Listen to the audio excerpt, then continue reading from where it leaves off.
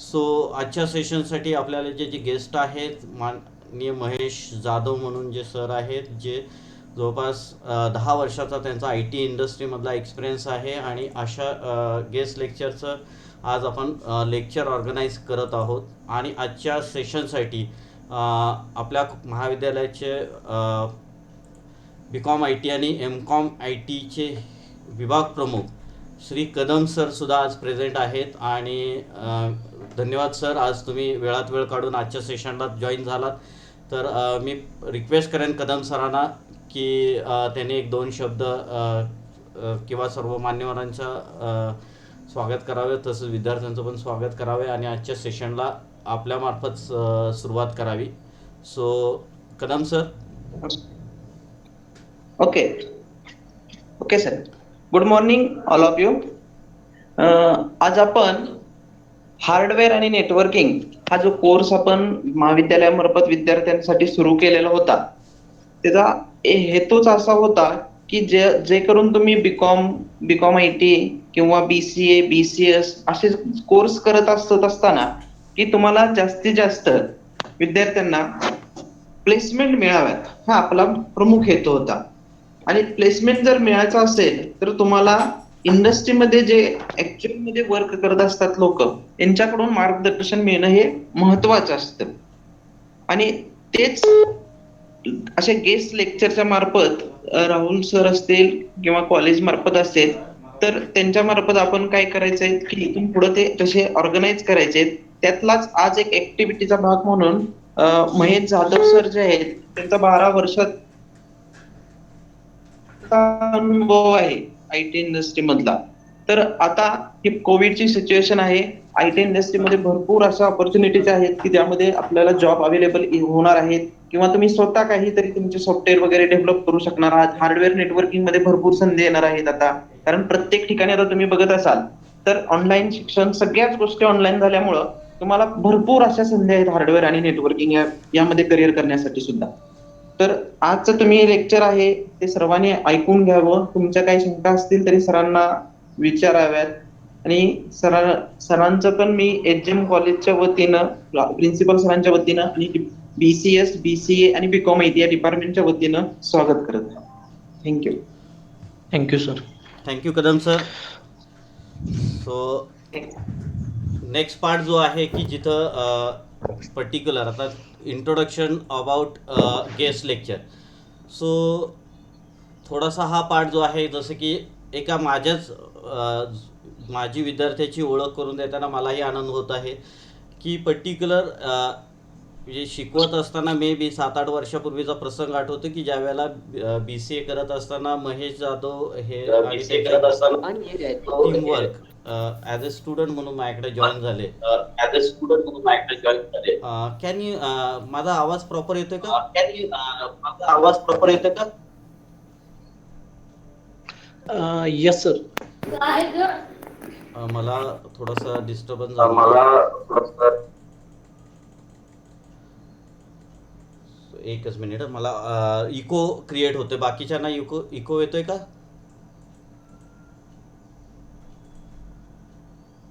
नाही ना? Okay sir.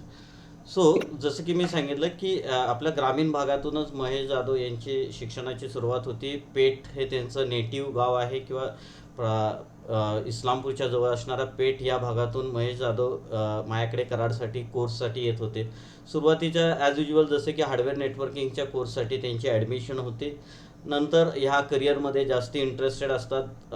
म्हणजे जाणवलं की त्यांना BCA करत असताना किंवा ॲज ए सॉफ्टवेअर डिग्री करत असताना सुद्धा ह्या क्षेत्रामधले काही कोर्सेस त्यांनी माझ्याकडे केले. ज्यामधला पहिला कोर्स होता मायक्रोसॉफ्ट सर्टिफाईड सिस्टीम इंजिनियर किंवा सर्व्हिस इंजिनियर, ज्यामध्ये MCSE सर्टिफाईड झाल्यानंतर त्यांचा जो पाथ आहे, जो पुढे वेगवेगळ्या कंपन्यामधून, अगदी जरी इथं काही त्यांचा 10 वर्षापेक्षा जास्त एक्सपिरियन्स म्हटलं आहे, त्यामध्ये तुम्ही सगळ्या ज्या कंपन्या पाहता त्यामध्ये डेल, विप्रो, मर्सलाइन यासारख्या ज्या कंपन्या आहेत त्या सगळ्या मल्टीनॅशनल कंपन्या आहेत. परंतु त्यांचा जो प्रवास आहे, जसं की अगदी इनिशियल लेवलला त्यांनी जो सुरुवात केली होती ती इम्पल्स कॉम्प्युटरसारख्या ऑर्गनायझेशनमधून ॲज अ ट्रेनी इंजिनियर म्हणून. जसं की आत्ताही आपण कोर्स करत असताना प्रत्येक वेळेला म्हणतो की हार्डवेअर नेटवर्किंग कोर्स कंप्लीट झाल्यानंतर तुम्हाला इंडस्ट्रियल ट्रेनिंगचं किंवा इंडस्ट्रियल एक्सपोजर मिळणं गरजेचं आहे, की जो बेसिक पार्ट आहे. आणि आपण हार्डवेअर नेटवर्किंग ह्या क्षेत्रामध्ये फक्त बेसिक एंट्री लेवलचे कोर्सेस समजतो, परंतु आयुष्यामध्ये किंवा हे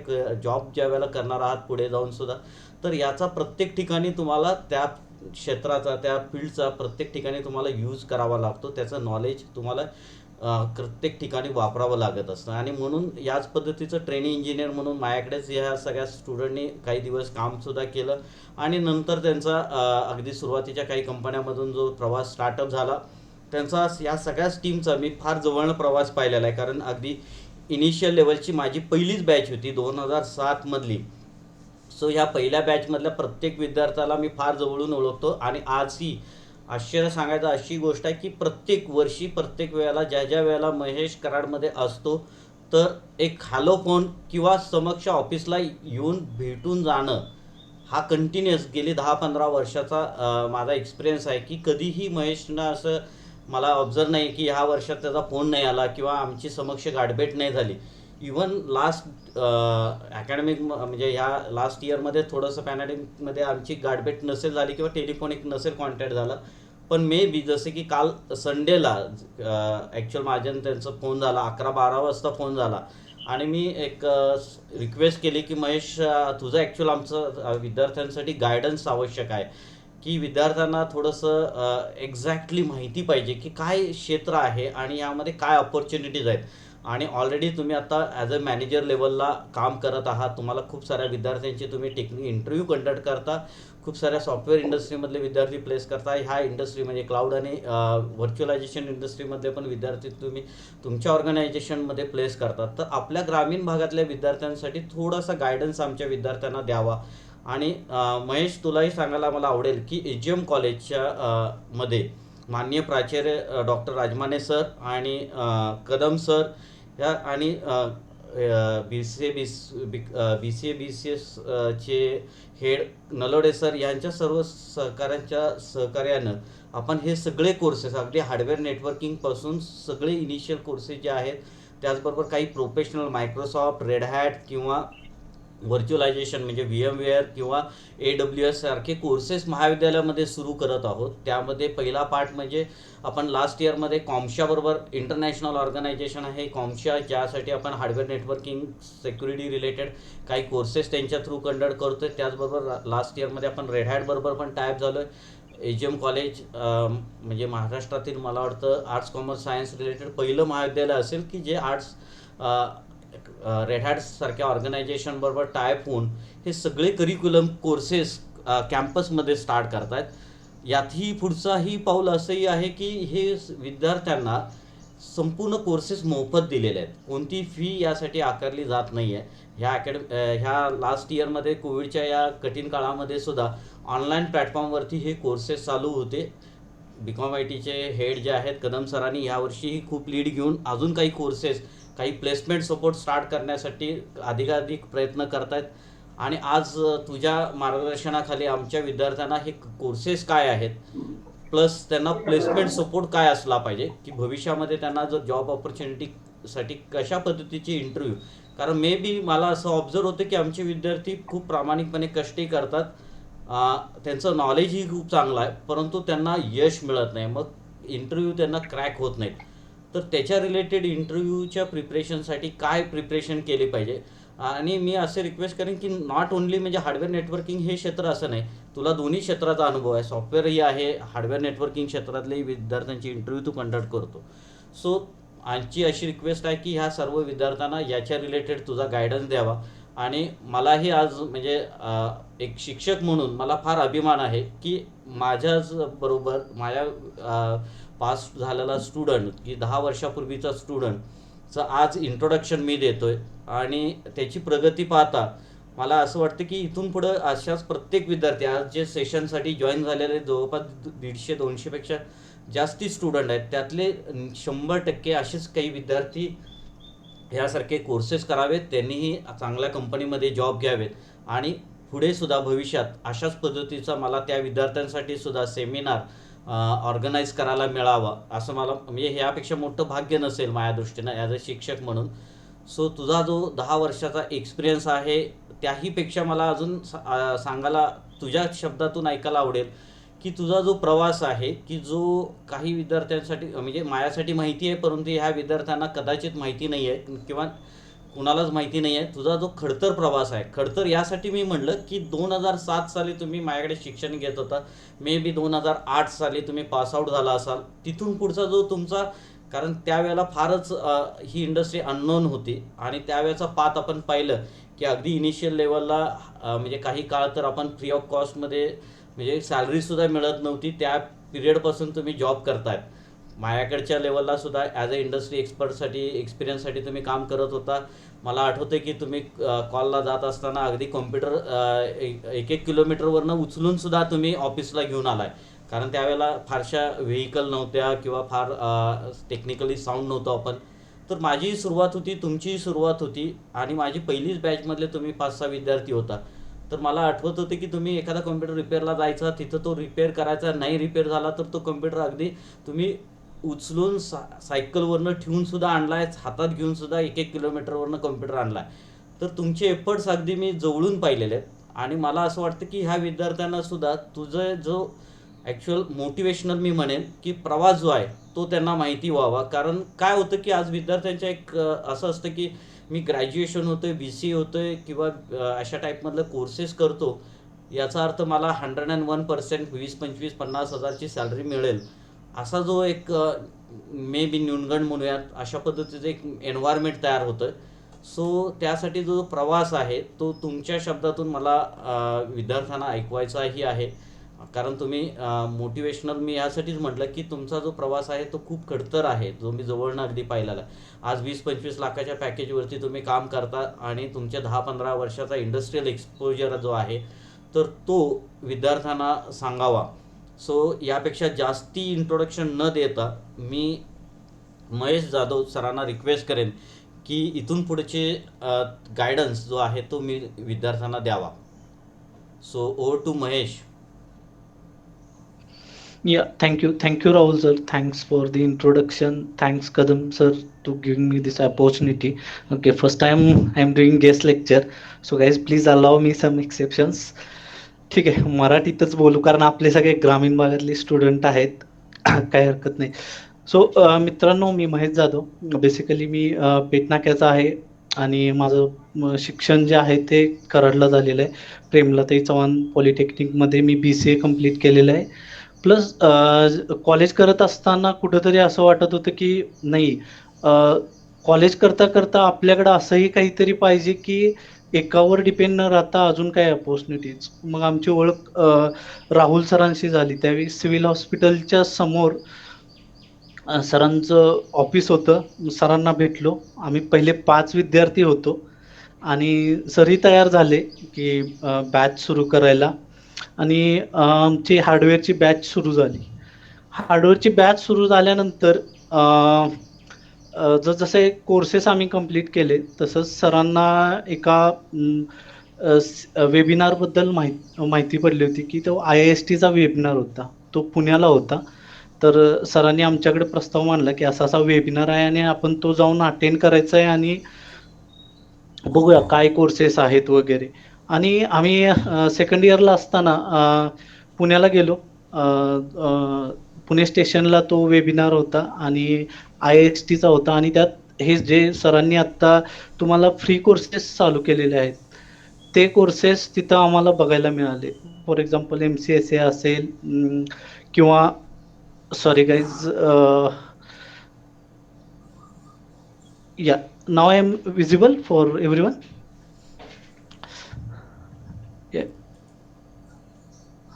हॅलो. हा yes Yes, sir. Rahul sir, I am हा yes okay Yes, okay okay. तो आम्हाला ही MCSA MCSE हे कोर्सेस काय आहेत, याचा बेनिफिट काय आहे, या कोर्सची इन्फॉर्मेशन मिळाली. त्यानंतर पहिल्यांदाच आम्हाला समजलं की हार्डवेअर नेटवर्किंग म्हणजे फक्त रिपेअरिंग नव्हे. ओके, तर याच्या पुढेही जाऊन खूप साऱ्या अपॉर्च्युनिटीज आहेत ज्या मायक्रोसॉफ्ट प्लॅटफॉर्मवर आपल्याला अवेलेबल आहेत, ज्या आपल्याला माहितीच नव्हत्या. म्हणजे अजूनही आपल्या लोकांना माहिती नाही आहेत. आता खूप सारे सरांनी एवढे इनिशिएटिव्ह घेऊन तुमच्यासाठी जे कोर्सेस अवेलेबल केलेत, पण तुम्हाला तेवढे हे नाहीये, त्याबद्दल इन्फॉर्मेशन नाही की फ्युचरमध्ये जाऊन या कोर्सेसचा कसा बेनिफिट होईल, राईट? सो मग मी आय एस टीला सरांच्या बरोबर आमची पहिलीच आय एस टीची बॅच आणि सरांचा स्टुडंट होतो. सकाळी कॉलेज करायचं आणि दुपारनंतर सरांच्या इन्स्टिट्यूटमध्ये कोर्स प्लस जॉब असं काम करत होतो. ठीक आहे. त्यानंतर MCSA कंप्लीट केलं, कॉलेजची डिग्री घेतली. ओके. फर्स्ट जॉब, पहिले 3 महिने जॉब नव्हता. नंतर फील्ड जॉब लागला, Dell service engineer third party. सुरुवात खूपच बेकार होती कारण 2008ला रिसेशन होतं. रिसेशन नंतर असं झालं की खूप सारे आय टीचे ग्रॅज्युएट लोक होते पण जॉब नव्हते. पण मग मिळेल तर जॉब केला पाहिजे. आम्ही टोटल 4 जण होतो. चौघेही आज चांगल्या पोझिशनवर आहोत. रवींद्र भोसले, तो आत्ता मॅनेजर आहे MCDचा UK सर्व्हिस डिलिव्हरी ॲटॉसमध्येच आहे तो. विनोद थोरात, तो आत्ता सोल्युशन आर्किटेक्ट आहे विप्रोमध्ये. आणि सचिन गागरे, तो इन्फ्रा टेक्नॉलॉजी स्पेशालिस्ट SME आहे ॲक्सेंचरमध्ये. हे आम्ही आम्ही चौघेही चांगल्या पोझिशनवर आहोत. ते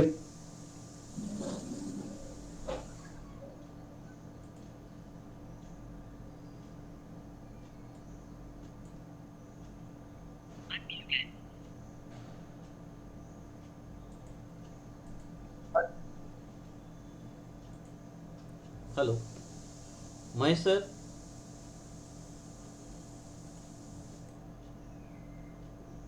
आय एम ऑडेबल. हां yes now audible. Hello. Okay, may might be some network disturbance sir. Okay. Okay. Dell नंतर सुरुवात झाली ती मग करिअरला मला इमर्सन कराडमध्ये जॉब भेटला. पगार तसा काही फारसा नव्हता पण खूप काहीतरी शिकायला भेटेल या दृष्टीनं मी जॉईन केलं. आणि झालं असं, मी 6 महिने काम केल्यावर विप्रोमधून अपॉर्च्युनिटी आली की सेम साईडला त्यांचा प्रोजेक्ट आहे आणि ते रिसोर्स शोधत आहेत. तर माझं काम बघून तिथल्या मॅनेजरने मला रिकमेंड केलं आणि मी विप्रोमध्ये जॉब जॉईन केला. ठीक आहे. विप्रोमध्ये जसंही जॉईन झालो त्यावेळी लँडेस नावाचं टूल होतं. लँडेस, आता तुम्ही म्हणाल हे लँडेस काय आहे? लँडेस जे आहे ते असं टूल आहे थर्ड पार्टी की ज्या थ्रू तुम्ही OS deployment, patching, software metering असे खूप सारे फीचर्स असतात. ते तुम्ही कंपनी स्टँडर्डसाठी वापरू शकता. मग तिथून जो सुरुवात झाला, करिअरची सुरुवात झाली. मी लँडेस शिकल्यानंतर त्यानंतर नेक्स्ट जॉब होता माझा मग्स लाईन. तुम्ही कंटेनर पाहत असाल रोडवरती जे आपले मग्स शिपिंगचे आहेत. मग्स लाईनमध्ये मला त्यावेळी चांगलं पॅकेज भेटलं आणि तो माझा पहिला MNC जॉब. मग्स लाईन मध्ये 2 वर्ष काम केल्यावर मी SCCM नावाचं टूल शिकलो जे मायक्रोसॉफ्ट प्लॅटफॉर्मचं आहे. SMS 2007, SCCM 2007 या टूलवरती काम केलं. मग काम केल्यावर मला असं जाणवलं की अजून यामध्ये आपण चांगलं करिअर करू शकतो. मग मी SCCM 2012 सर्टिफिकेशन केलं. सर्टिफिकेशन केल्यानंतर परत एक मनात हे होतं की नाही, कम्फर्ट झोनमध्ये राहायचं नाहीये. आपल्याला कमी वेळात कुठंतरी अपॉर्च्युनिटी चांगली हे करून पुढे जायचं. त्यानंतर मग ह्युलॅट पाकर्ड बेंगलोर HP ज्याला आपण म्हणतो, वाईट बेंगलोरमध्ये आहे डिजिटल पार्कमध्ये, जी इलेक्ट्रॉनिक सिटीमध्ये HP आहे. तिथं जॉब मिळाला मला. तो माझा फोर्थ जॉब होता. तिथं मला असं अपॉर्च्युनिटी मिळाली की मल्टीटास्किंग म्हणजे ॲट अ टाइम 2 प्रोजेक्टमध्ये काम करायची संधी मिळाली. ज्यामध्ये RJ रेनॉल्ड्स होता, मगचाही एक प्रोजेक्ट पार्ट होता आणि अजून एक प्रोजेक्ट होता. असे मल्टीटास्किंग अपॉर्च्युनिटी मिळाली. तिथंही मग एक दीड वर्ष काम केल्यावर बेंगलोरमध्ये पुन्हा थोडं हे होत होतं की नाही, आता आपण आपल्या भागात परत गेलं पाहिजे. कारण बेंगलोर थोडं दूर होतं आपल्या पुन्हा ट्राय केला. पुन्हा विप्रोमध्ये सिलेक्शन झालं. विप्रो मुंबईसाठी गोरेगाव दिंडोशीला. दिंडोशीमध्ये जो कोटक महिंद्रा बँकेचं डेटा सेंटर आहे तिथं जॉब भेटला आणि झालं असं, डेटा सेंटर मॅनेजमेंटला फुल रिस्पॉन्सिबिलिटी माझ्यावर दिली होती. माझ्यानंतर डायरेक्ट मायक्रोसॉफ्टच. एवढा त्यांनी मला विश्वासात घेऊन एवढी मोठी अपॉर्च्युनिटी दिली होती. त्यानंतर कोटक महिंद्रा बँक मी 1.5 वर्ष सांभाळलं. फुल त्यांचा सेटअप. इव्हन मी ज्यावेळी रिझाईन केलं विप्रोमध्ये आणि माझा नेक्स्ट जॉब होता तो आयगेट पटनी होता. तर त्यावेळी मला कोटकने सुद्धा ऑफर दिली होती की त्यांच्या पेरोलवर, पण मला पुण्याला परत यायचं होतं. म्हणून मी थोडं मग तिकडे डिनाय केली आणि मग मी आयगेट जॉईन झालो. ज्यावेळी आयगेट जॉईन केलं त्यावेळी 4 महिनेच मी आयगेटमध्ये होतो. पण त्यांचे पाईपलाईनमध्ये जे प्रोजेक्ट होते ते डील झाले नाहीत. मग त्यांनी मला सजेस्ट केलं की तू डिफरंट टेक्नॉलॉजीत काम कर. ठीक आहे, पण मला ते शक्य नव्हतं कारण एवढ्या साऱ्या एक्सपिरियन्स नंतर परत टेक्नॉलॉजी चेंज करायची हे थोडं अवघड होतं. मग त्यानंतर मी परत इंटरव्ह्यूची तयारी केली. कॉग्निझंटला इंटरव्ह्यू दिला. कॉग्निझंटमध्ये परत लगेच सिलेक्शन झालं. 2 आठवड्यात माझं जॉईनिंग तिकडे झालं. कॉग्निझंटमध्ये मला जो प्रोजेक्ट मिळाले ते जर्मन प्रोजेक्ट होते. ओरवर्क जी प्रोडक्ट बेस्ड कंपनी आहे, जे टॉयज वगैरे बनवते, जर्मनमधली खूप मोठी कंपनी आहे. त्याचा प्रोजेक्ट होता आणि जर्मन कंपनीचं असं आहे की they will never appreciate you. मग का अप्रिशिएट करत नाहीत? तर त्यांचं एक असतं की आम्ही तुम्हाला पे करतोय तर you should give the service. ठीक आहे, यूके सर्व्हिस सेक्टरमध्ये ही तसंच आहे. ते तुम्हाला कधीच मोटिवेट नाहीत करणार. ते पे करतायत तर तुम्हाला सर्व्हिस. त्यानंतर मग कॉग्निझंटमध्ये 2 वर्ष मी जॉब केला. पण सिंगल प्रोजेक्ट आणि थोडं मी कम्फर्ट झोनमध्ये गेलो कारण काम म्हणावं तितकं चांगलं नव्हतं. थोडं एकदम रिलॅक्स काम होतं. मग परत नंतर मी ॲटॉसला इंटरव्ह्यू दिला. आणि ॲटॉसच्या पहिल्याच राऊंडमध्ये मग सिलेक्शन झालं माझं आणि आता मी गेली 3.5 इयर्स मी ॲटॉसमध्ये आहे as a team lead, tech lead आणि SME. तर मी मोर दॅन 6 अकाउंट्स जे प्रोजेक्ट आहेत ते हँडल करतोय. माझ्या टीम आहे आणि बऱ्यापैकी UK सेक्टरमधले आहेत, फ्रान्सचे आहेत, नॅम कंट्रीजचे प्रोजेक्ट आहेत. हे प्रोजेक्ट्स आम्ही सपोर्ट करतोय. तर हे प्रोजेक्ट काय आहेत, कशा तुम्हाला आता नेमक्या अपॉर्च्युनिटीज असतील, तर मी तुम्हाला थोडं गायडन्स करेल त्याबद्दल. ओके. तर सांगायचं तात्पर्य एवढंच आहे की कोणत्याही क्षणी तुम्ही कम्फर्ट झोनमध्ये जाऊ नका. ठीक आहे, तुमचं नॉलेज नेहमी अपग्रेड ठेवलं पाहिजे तुम्ही. फॉर एक्झाम्पल आता मी तुम्हाला देतो की तुम्हाला 90च्या दशकातली म्हणजे 90 ते आपल्या 2000च्या दशकात बऱ्याच लोकांच्या घरी कोडेकचे कॅमेरे असतील. माहित बी तुम्हाला एक्झाम्पल माहीत असेल. जे कोडेकचे कॅमेरे होते आणि त्याच्याबरोबर रोल यायचा. त्यात तुम्हाला 36 फोटो असायचे आणि एक क्लिक झालं की तो एक रोल पुढं येवायचा. राईट. तर कोडकचा एवढा सेल होता की मार्केटची 1 नंबरची कंपनी होती ती. पण त्यात झालं असं, ज्यावेळी डिजिटल प्लॅटफॉर्म आला 2000 नंतरचा, त्यावेळी त्यांना अशी भीती होती जर आपण डिजिटलमध्ये गेलो तर आपला रोलचा बिझनेस पूर्ण बंद पडेल. राईट. ते स्वतःला अपग्रेड नाही केलं. त्यावेळी काय झालं, कॉम्पिटिटर उतरले मार्केटमध्ये. त्यांनी ती अपॉर्च्युनिटी घेतली. जिथं तुमचे मेमरी कार्ड आले, हार्ड डिस्क आले, हे आले. मग ज्यावेळी तुमच्या मोबाईलला फोटो काढता यायला लागले किंवा कॅमेरामध्ये सिम कार्ड आले, त्यावेळी आता कोटकचं जर हे बघाल 2000च्या दशकातलं आणि आत्ताचं, तर कोटक खूप बॅकफूटवर जाऊन पडले. का पडली? का तर वेळेनुसार ते बदलले नाहीत. राईट. तर हे एक्झाम्पल सांगायचं तात्पर्य असं की आता तुमच्याकडे वेळ आहे मित्रांनो, जे तुम्हाला कॉलेजनं फ्रीवेअर कोर्सेस अवेलेबल करून दिलेले आहेत. ठीक आहे. तर तुमची आवड ओळखा. तुम्हाला कोणत्या क्षेत्रात इंटरेस्ट आहे. जो हार्डवेअर नेटवर्किंग म्हणजे डिरेक्टली तुम्हाला असं नाही की जाऊन तुम्हाला रिपेअरिंग करायचं आहे. राईट. यामध्ये खूप सारे अपॉर्च्युनिटी. आता सॉफ्टवेअर म्हटलं की आपल्यासमोर 1-2-3 पार्ट असतात की बाबा सॉफ्टवेअर काय बाबा, स्क्रिप्टिंग करायचं आहे, मला एखादी लँग्वेज करायची, त्या लँग्वेजचा एक्सपर्ट व्हा. सिक्वलमध्ये असेल तर SQL डेटाबेस वगैरे तुम्हाला प्रॉपर सिक्वलवर कमांड पाहिजे, तुम्हाला क्वेरी लिहिता आल्या पाहिजे, डेटाबेस कनेक्टिव्हिटी असतील, काही डेटाबेस रिलेटेड थिंग्स असतील, तर तुम्ही एसक्यूएल एक्सपर्ट पाहिजे तिथं. जसं तुम्ही डेव्हलपरचा रोल चूज करत असेल तर तुमच्याकडं त्या लेवलचं स्किल पाहिजे, लॉजिक डेव्हलप करायची तयारी पाहिजे. असं नाही की तुम्ही एक कोणतीही गोष्ट केली इकडून तिकडून, गुगल आहेच, यू नो ऑल. तर तसं न करता स्वतःचं स्किल डेव्हलप करायचं. तर काय करायचं, स्वतःचं स्किल डेव्हलप करायला ऑब्झर्व करायचे प्रोजेक्ट्स जे असतात, किंवा इतर लोकांना ऑब्झर्व करायचे, तुमचे सिनियर्स असतील, किंवा आजकाल सगळ्यांच्याकडं जे इंटरनेट आहे. कुणी असं नाही की आता मिनिमम 1.5 जीबीच्या आत रिचार्ज मारतोय, राईट, आणि एवढा डेटा आपण फक्त आणि फक्त यूट्यूब आणि फेसबुक, व्हॉट्सअप यासाठीच म्हणजे वेस्ट करतो.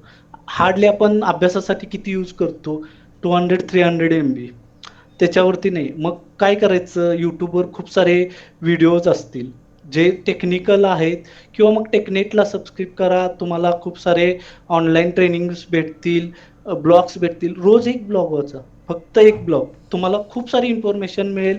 फॉर एक्झाम्पल, आत्ताच तुम्ही जर विंडोज 10ची ग्रोथ बघत असाल तर Windows 10 LTSM and future updates नंतर आता मायक्रोसॉफ्ट विंडोज 11 लॉन्च केलंय. बऱ्याच लोकांना माहीत असेल. म्हणजे टेक्नॉलॉजी किती फास्ट वेगानं अपडेट व्हायला लागल्या, आणि त्याची इन्फॉर्मेशन आपल्याला हवी की बाबा मार्केट काय लेवलला चाललंय आणि आपण कुठं आहोत, राईट. तर मग तुम्हाला आता विंडोज 11 आहे, विंडोज 11 मध्ये फ्युचरमध्ये काय अपॉर्च्युनिटी असतील, काय नवीन आहे, मग त्याच्यासाठी स्कोप काय राहील. मग तुम्ही आता जसं डेव्हलपरचा जॉब असेल तर एखादी लँग्वेजमध्ये एक्सपर्टीज हवी. तुम्ही एखादा प्रोजेक्ट करताय तर तो प्रोजेक्ट विदाउट कॉपी, म्हणजे कुणाचीही कॉपी न करता तो तुम्ही स्वतः केला पाहिजे. किंवा मग जरी तुम्हाला थोडं हेल्प लागली, ठीक आहे, तुम्ही अजून एक प्रोजेक्ट करा, अजून एक दोन प्रोजेक्ट हे करा, मग तुमचं स्किल वाढेल, ठीक आहे. त्यानंतर मग कोडिंग असेल, टेस्टिंग असेल, हा झाला तुमचा सॉफ्टवेअर रिलेटेड प्लॅटफॉर्म, राईट. मग आता हार्डवेअर नेटवर्किंग जे आता MCSE कोर्स आहेत, किंवा मग तुमचे A+ असेल, किंवा MCSE असेल, किंवा इतर कोणतंही तुमचं मायक्रोसॉफ्ट सर्टिफिकेशन असेल, मग यांना काय अपॉर्च्युनिटीज असतात. तर यांना अपॉर्च्युनिटीज अशा असतात की ज्यावेळी तुम्ही एखादी IT इंडस्ट्री जॉईन करता, ठीक आहे, ॲज अ फ्रेशर म्हणून, त्यावेळी मग फर्स्ट जॉब तुम्हाला असा भेटेल की मॉनिटरिंगचा. मॉनिटरिंगमध्ये काय असतं, तर तुमच्या डेटा सेंटर्स असतात सगळे. डेटा सेंटर्समध्ये काय तुमचे जे काही त्या कंपनीचे सर्व्हर्स असतील, किंवा महत्त्वाचे डिव्हायसेस असतील, लेअर 3 स्विचेस असतील, तर त्याचं मॉनिटरिंग. मग ते मॉनिटरिंग कसं होतं, तर त्यासाठी मायक्रोसॉफ्टचं टूल आहे एस्कॉम, सिस्टम सेंटर ऑपरेशन मॅनेजर, ठीक आहे. तर सिस्टम सेंटर ऑपरेशन मॅनेजरमध्ये तुम्हाला हे सगळे जे सर्व्हर्स असतील, किंवा मग स्विचेस असतील, किंवा अजून थर्ड पार्टी टूल आहेत ज्यामध्ये तुम्हाला हे सगळे मॉनिटर करता येतात, ठीक आहे. मग तुम्हाला मायक्रोसॉफ्टमध्ये स्कॉम सर्टिफिकेशन आहे. स्कॉमच्या लोकांना 20-20 लाखाचे पॅकेज आहेत मार्केटमध्ये अवेलेबल. फक्त तुम्हाला एक टूल शिकायचं आहे आणि त्या टूलची एक्सपर्टी घ्यायची आहे. पुढे तुम्हाला ते भविष्यात इतके जॉब अपॉर्च्युनिटीज असतील. फक्त एक गोष्ट लक्षात ठेवायची, जे तुम्ही आता करिअर चूज करताय त्यामध्ये मास्टरकी हवी. असं नाही की 1 वर्ष जॉब केला, कम्फर्ट झोनमध्ये गेला, आता ठीक आहे, गव्हर्नमेंट कंपनीसारखं फील होतंय, असं नाही पाहिजेल आहे. आता आपण ज्यावेळी तुम्ही इनिशियल लेवलला आहात आत्ता, तर तुमचं बेसिक पूर्ण स्ट्रॉंग पाहिजेल आहे. असं नाही की इंटरव्ह्यूला गेलोय, कारण अपॉर्च्युनिटी नेक्स्ट टाइम कधी येईल सांगता येत नाही. पण फर्स्ट टाइम जी अपॉर्च्युनिटी येईल त्यात तुमचं सिलेक्शन व्हायला हवं. या लेवलनं तुम्ही तयारी करायला हवी, राईट. तर आता मी तुम्हाला थोडक्यात टीम्स ज्या आहेत, म्हणजे तुम्हाला आता ज्यावेळी कंपनी जॉईन करता त्यामध्ये काय काय अपॉर्च्युनिटीज असतात. तर पहिले असते सर्व्हिस डेस्क. सर्व्हिस डेस्क तर सगळ्यांनाच माहिती आहे. आजकाल तुम्हाला मोबाईलवर कॉल सेंटरला जरी फोन लावला तर सर्व्हिस डेस्क काय असते माहिती आहे, राईट. तर सर्व्हिस डेस्क लीडच्या पोझिशन्स असतात, ज्यांना चांगला एक्सपिरियन्स आहे, खास करून मुलींना.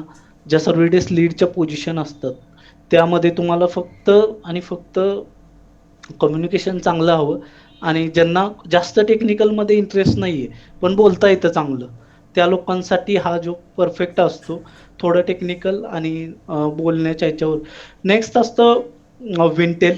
विंटेलमध्ये काय असतं तर सर्व्हर मॅनेजमेंट, तुमचे सगळे सर्व्हरच्या ओ एस असतील, कॉन्फिगरेशन असेल, तुमच्या व्ही एम असतील, या सगळ्यांचं जे काही ट्रबल शूटिंग असेल किंवा जे काही न्यू सेटअप्स वगैरे करायचे आहेत किंवा काय आहेत, या सगळ्यांसाठी विंटेल टीम स्पेशली असते.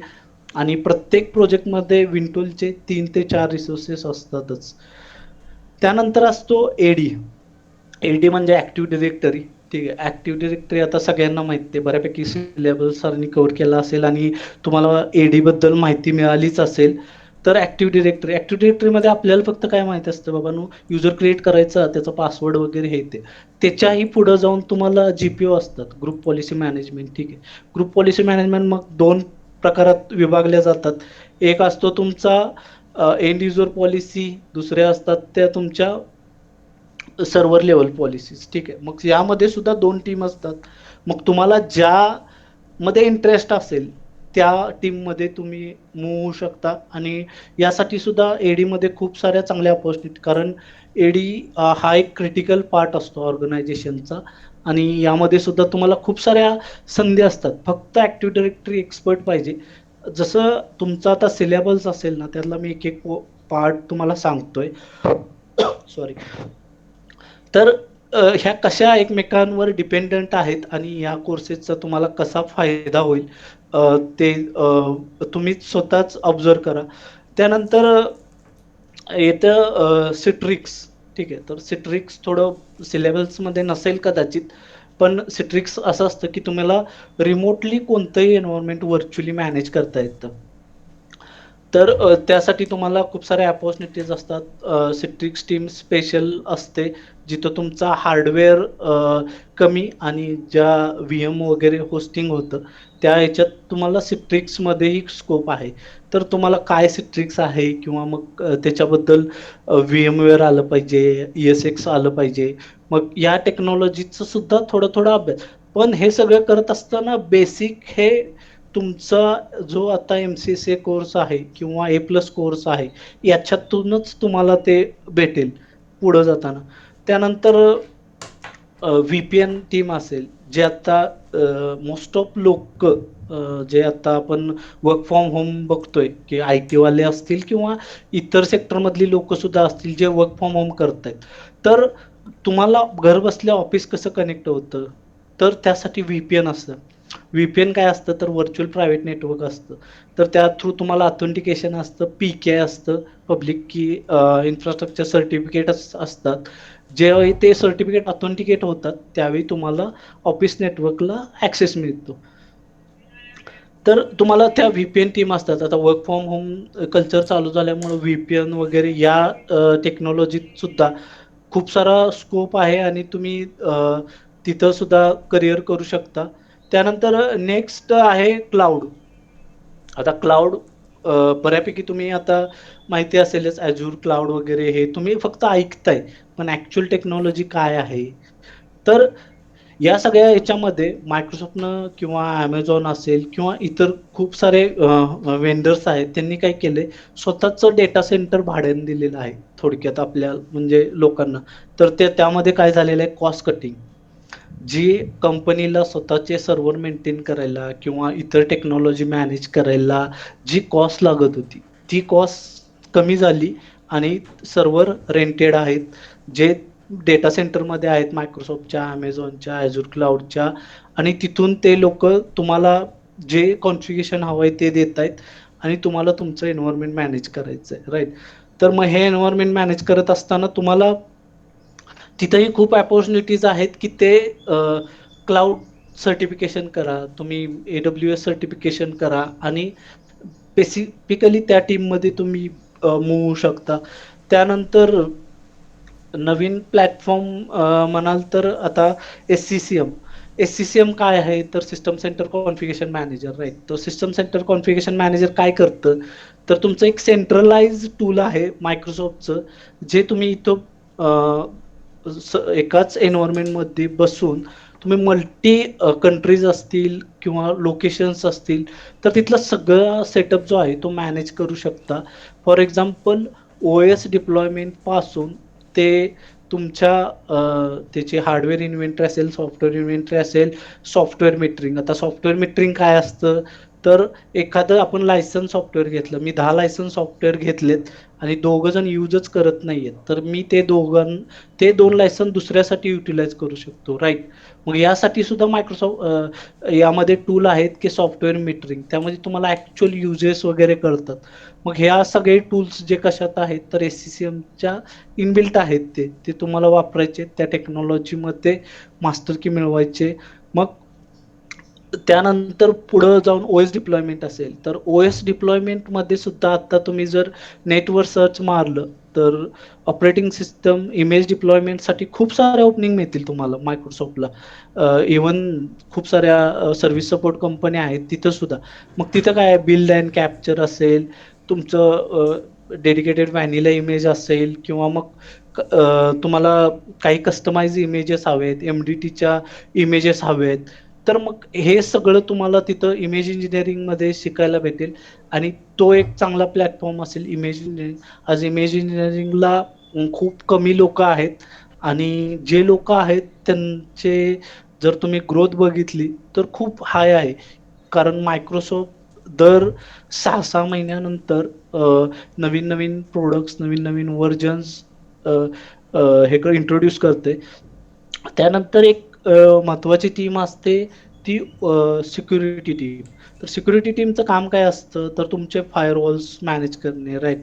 तर कंपनी लेवलला हे खूप क्रिटिकल टास्क असतो, आणि खूप हायली पेड रिसोर्सेस असतात इथं.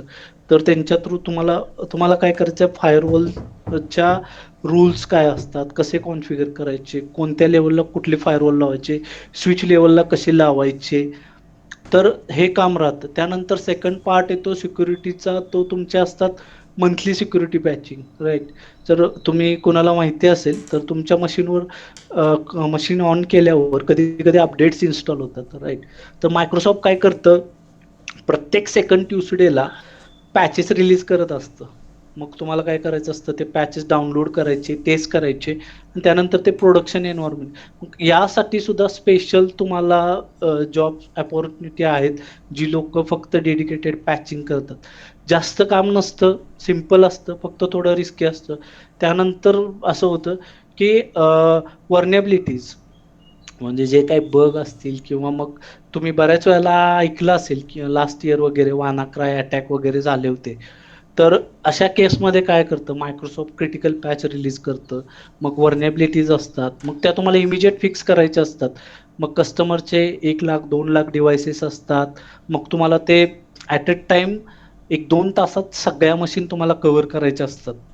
मग त्यासाठी तुमचं स्किल, तुमचा अप्रोच, तुम्ही कसं करणार, काय करणार, कशी स्क्रिप्ट लिहिणार, तर ह्या खूप गोष्टी तिथं येतात. आणि मग तिथंही तुम्हाला सिक्युरिटी टीममध्ये या 2-3 अपॉर्च्युनिटीज असतात, की आयदर तुम्ही अँटीव्हायरस स्पेशलिस्ट म्हणून जाऊ शकता, मायक्रोसॉफ्ट सिक्युरिटी पॅचेस स्पेशलिस्ट म्हणून जाऊ शकता, किंवा जर सिस्को बॅकग्राऊंड जर चांगला असेल, ज्याला नेटवर्किंग मधली आवड आहे तो असेल, तर त्याला नेटवर्क प्लस फायरवॉल टीममध्ये BDS सिक्युरिटी टीम असेल, यामध्ये तुम्हाला अपॉर्च्युनिटीज मिळतील.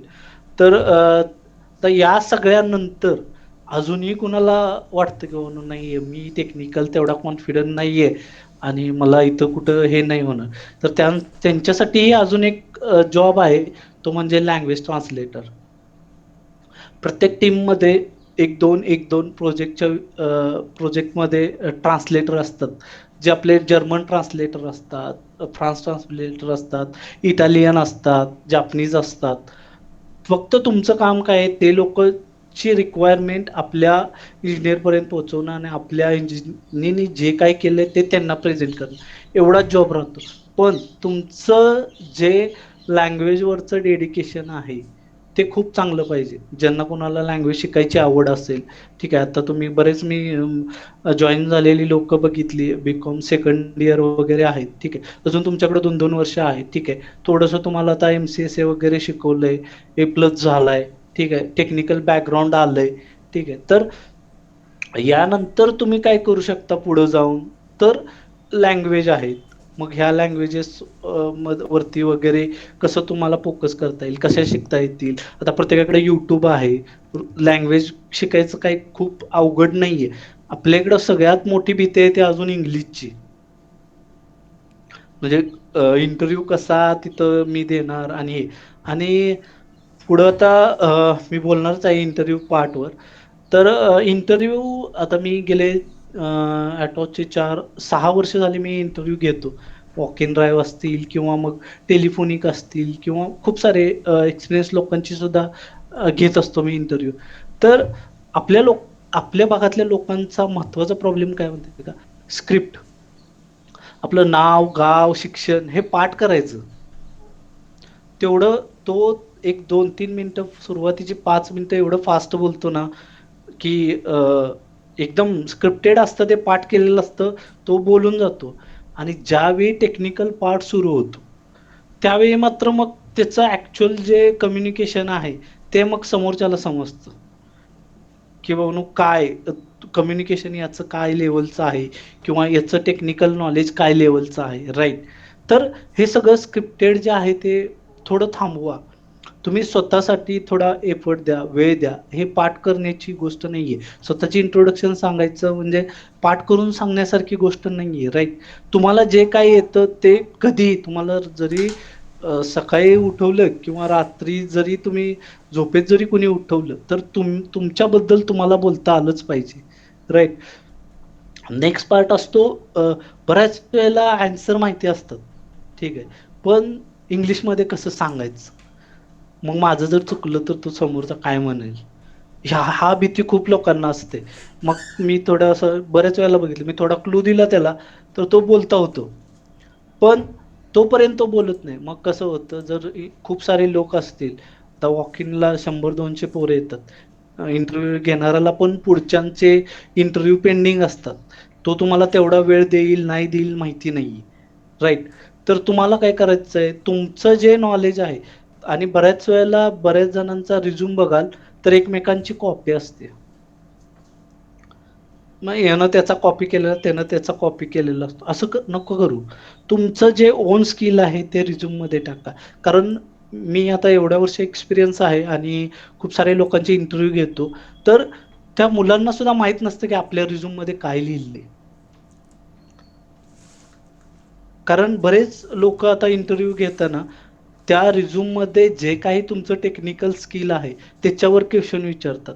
एकदा आपला रिझ्यूम वाचून बघा शांतपणे.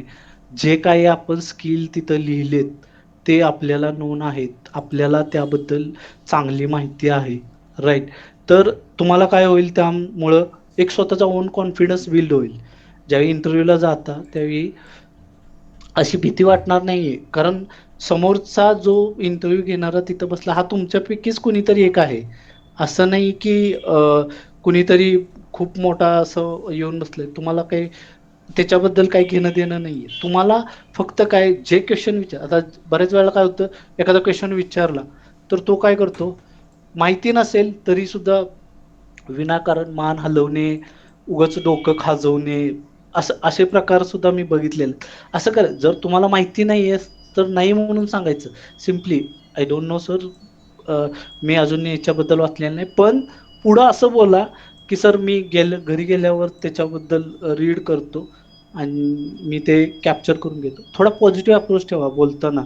बऱ्याच वेळेला काय होतं, माहीत नाही ना तसंच शांत बसायचं. नो पण म्हणायचं नाही, काय नाही.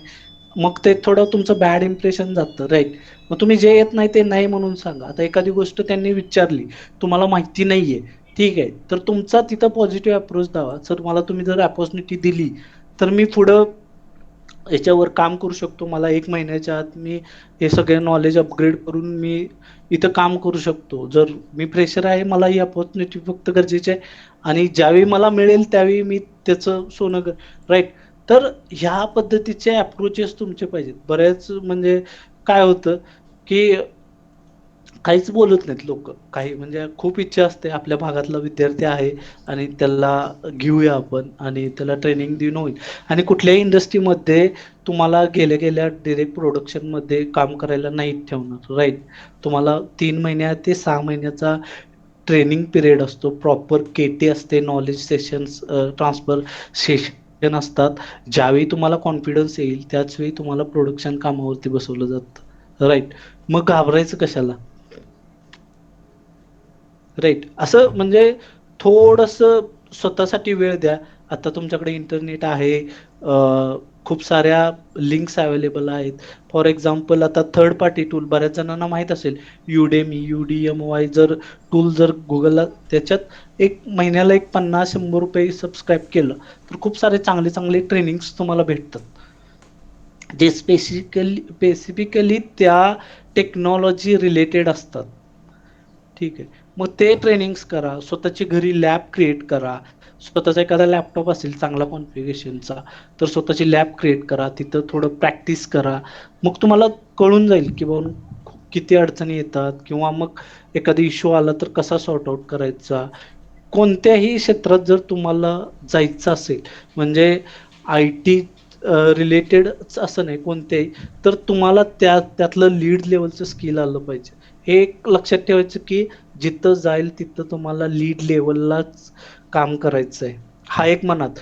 आता बरेच जण तुम्हाला सांगतात, बरेच जण मी ग्रामीण भागातले आपले बघितलेले असतात, BE झालेले असतात, MCA झालेले असतात, किंवा मग अजून कुठल्या कुठल्या डिग्र्या घेतलेल्या असतात. ती येतात तुमच्याजवळ, अरे काय कशाला करतोय हे, तिकडे अपॉर्च्युनिटी नाही आहेत, हे नाहीये ते नाहीये, म्हणजे निगेटिव्हिटी थॉट्स. कशाला आहे निगेटिव्ह थॉट्स, तर त्याला फक्त एकच क्वेश्चन विचारायचं तुम्ही. कधी असा जर कुणी बोलला ना, तू किती इंटरव्ह्यू क्रॅक केले, राईट.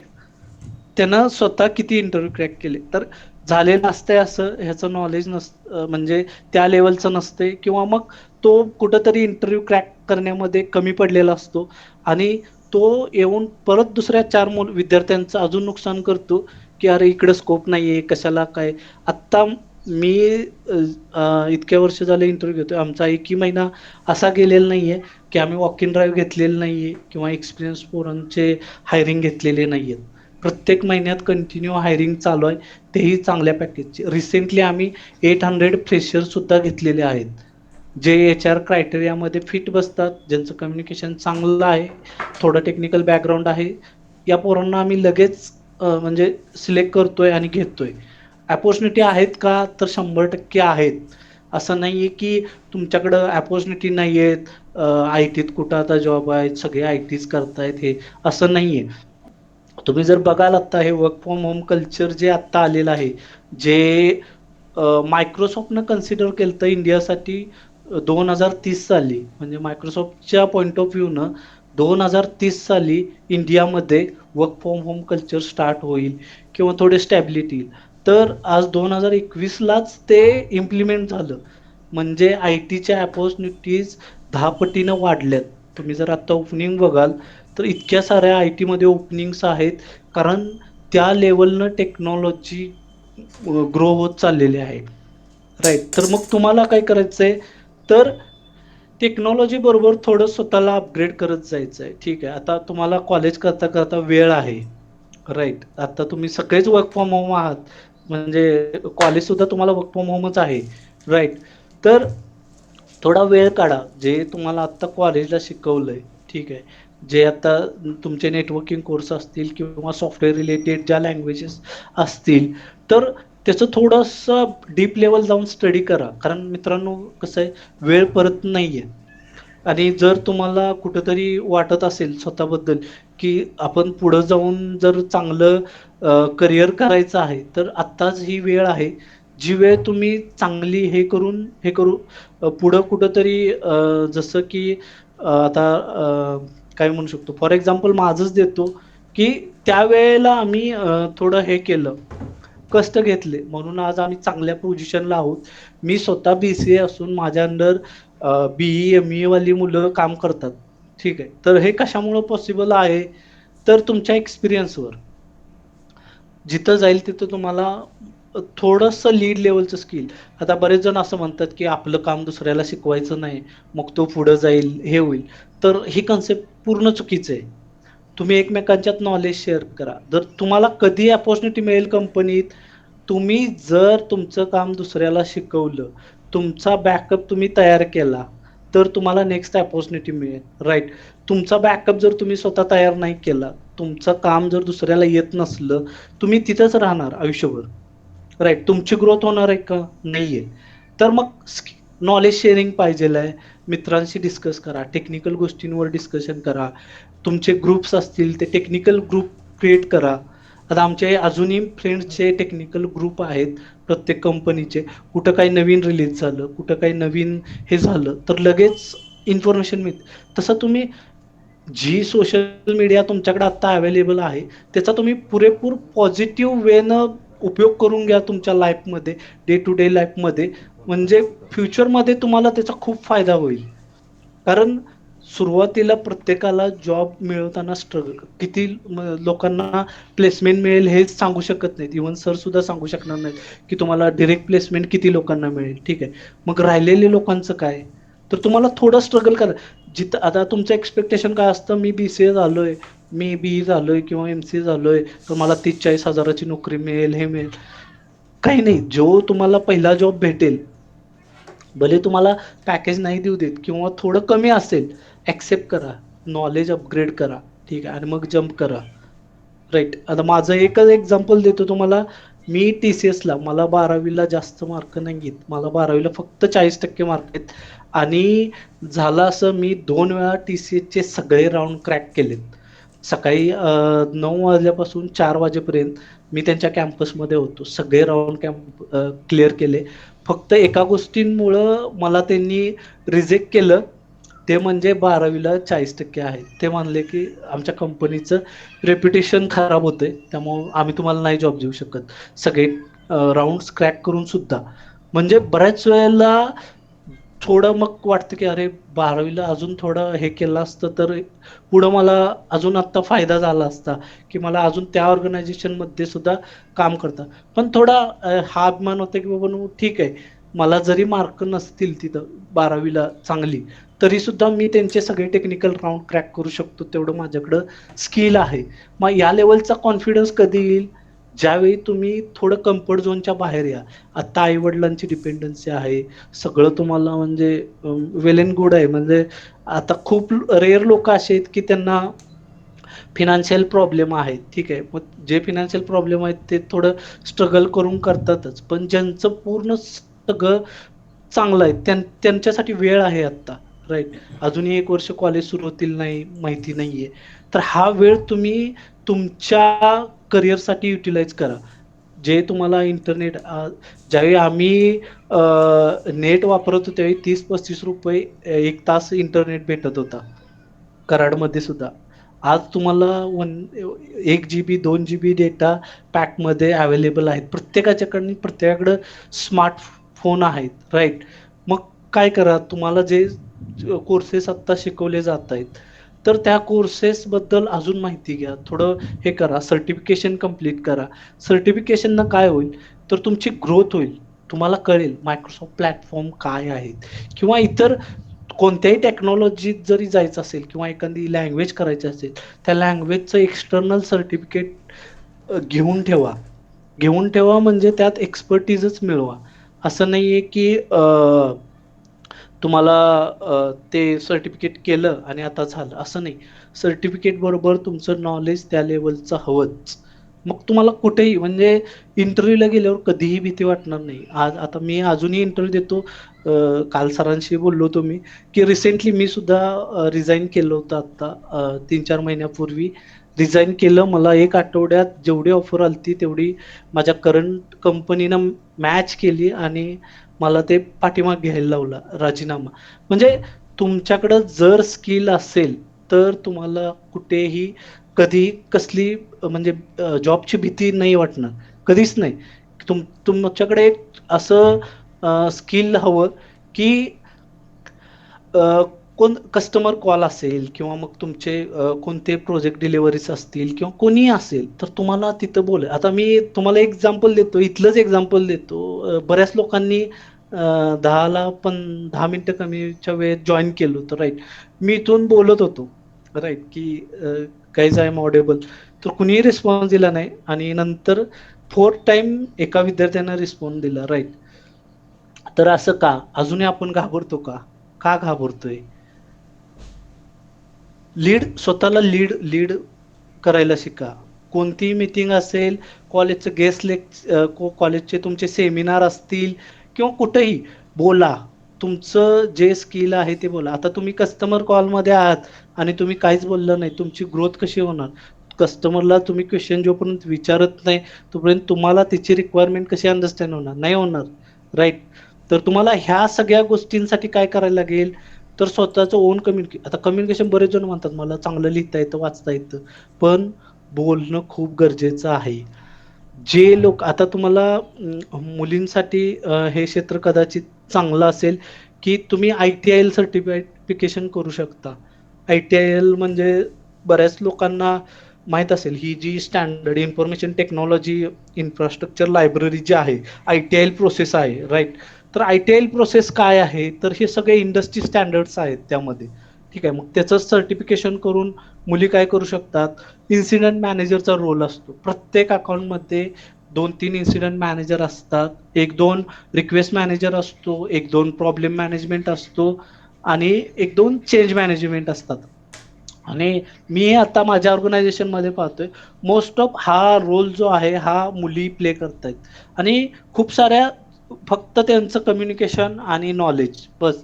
तुम्हाला ITIL सर्टिफिकेट करायचंय, बेसिक तुम्हाला जे हार्डवेअरचं वगैरे नॉलेज असेल आणि हे सर्टिफिकेशन, बस तुम्ही त्या रोलला अप्लाय करू शकता आणि तुम्ही चांगलं हे करू शकता. म्हणजे अशा खूप साऱ्या अपॉर्च्युनिटीज आहेत. तुम्ही फक्त असं हार्डवेअरकडे असं बघू नका की तुम्हाला आता फक्त रिपेअरिंग करायचं आहे किंवा हे एवढंच असतं लॉग इन आहे, असं नाहीये. सर्व्हिस सपोर्ट इंडस्ट्रीमध्ये खूप साऱ्या टीम आहेत, खूप साऱ्या अपॉर्च्युनिटीज आहेत. तुम्हाला मग ज्यावेळी तुम्हाला एखाद्या कंपनीत अपॉर्च्युनिटी मिळेल, कोणतीही असेल अपॉर्च्युनिटी, तर त्यावेळी ते नॉलेज पहिले 1-2 वर्षात खूप चांगलं घ्या. तिथून तुमची करिअरची सुरुवात करा. त्यावेळी तुम्हाला समजेल तुम्हाला कोणत्या टूलमध्ये इंटरेस्ट आहे किंवा कोणत्या टेक्नॉलॉजीमध्ये इंटरेस्ट आहे किंवा मग डेव्हलपर असतील त्यांना त्या लँग्वेजमध्ये असेल. आणि आता मार्केट एवढ्या फास्ट चाललंय की 2-3 वर्षानंतर स्वतःचं नॉलेज अपग्रेड करणं तेवढंही महत्त्वाचं आहे. कारण स्वतःचं नॉलेज मार्केट बरोबर, कारण जर तुम्ही एकाच जागी बसला तर थोडं कम्फर्ट झोनमध्ये जाता. मग कम्फर्ट झोनमधून बाहेर यासाठी काय केलं पाहिजे, तरी जॉब ज्यावेळी तुम्हाला पहिला भेटेल, ठीक आहे, 1-2 वर्ष झाली, सेकंड जॉबला ट्राय करा. मार्केटची रिक्वायरमेंट बघा, तुम्ही कुठं आहात बघा, थोडं स्वतःचं नॉलेज मग त्या लेवलला. मग ज्यावेळी बऱ्यापैकी इंटरव्ह्यूवाला तुम्हाला क्वेश्चन विचारतो आणि मग तुम्हाला समजतं, अरे मला काहीच येत नाही, मग तुम्ही सेकंड डे पासून परत अभ्यासाला लागता. आणि मग पण बऱ्याच लोकांचं होतं असं, जो क्वेश्चन विचारतो त्यावरच येऊन अभ्यास करतात. प्रत्येक वेळी इंटरव्ह्यू घेणारा सेम क्वेश्चन विचारेल याची गॅरंटी नाहीये, राईट. तर जी टेक्नॉलॉजी आहे त्याचं पुरेपूर तुम्ही इन डेप्थ अभ्यास केला पाहिजे आणि त्यावर तुम्ही थोडं हे केलं पाहिजे, अभ्यास करून त्यातली मास्टर की मिळवली पाहिजे. म्हणजे जेणेकरून काय होईल, फ्युचरमध्ये तुम्ही जेव्हा कधी इंटरव्ह्यूला जाईल तेव्हा भीतीही नसणार आणि तुम्ही कॉन्फिडंटली इंटरव्ह्यू क्रॅक करू शकता. बघा, तुम्ही थोडं जरी स्वतः हे केलं आणि असाच एखादा इंटरव्ह्यू दिला, ठीक आहे, आता तुम्ही सेकंड इयरला आहात, राईट. तर तुम्हाला एक छोटीशी गोष्ट सांगतो की बऱ्याच लोकांना आता काय करा, सेकंड इयर वाल्यांनी एक डमी रिझ्यूम तयार करा आणि कॉल सेंटरला टाका, ठीक आहे. तुम्हाला कॉल येईल इंटरव्ह्यूसाठी, ठीक आहे. बघा तुम्हाला किती बोलता येते बघा. तुम्हाला काही जॉईन करायचं नाहीये तिकडं, राईट. पण तुम्हाला थोडं चेक करा की स्वतःचं वेअर यू आर. मग तुम्हाला समजून जाईल की अरे हे थोडं म्हणजे मला बोलताना थोडा प्रॉब्लेम होतोय किंवा मला मग ह्या गोष्टी अजून हे केलं पाहिजे, माझ्याकडे तेवढा कॉन्फिडन्स नाहीये, ठीक आहे. मग हे सगळं तुम्हाला हे करायला लागेल. आणि नेहमी एक लक्षात ठेवा, जिथं जाईल तिथं थोडं पॉझिटिव्ह अप्रोच ठेवा. पॉझिटिव्ह अप्रोच का ठेवायचा? कारण तुम्हाला तिथलं एन्व्हायरमेंट किंवा तिथलं ज्या काही गोष्टी असतील त्या शिकण्याची आवड निर्माण होईल. बरेच जो लोक असे मी बघितलेत आय-टी मध्ये जे लागलेत 5-6 वर्ष झालं तिथंच आहेत. त्यांची सॅलरी पण काही म्हणावी अशी चांगली नाहीये. पण त्यांनी स्वतःला कधीच तिथं हे नाही आणि ज्यावेळी भेटेल त्यावेळी नुसतं सांगायचं, "अरे काय नाही रे, इकडं काम नसतं चांगलं, हे नसतं ते." पण स्वतः किती अपग्रेड केलं तुम्ही? नाही, हे आन्सर त्याच्या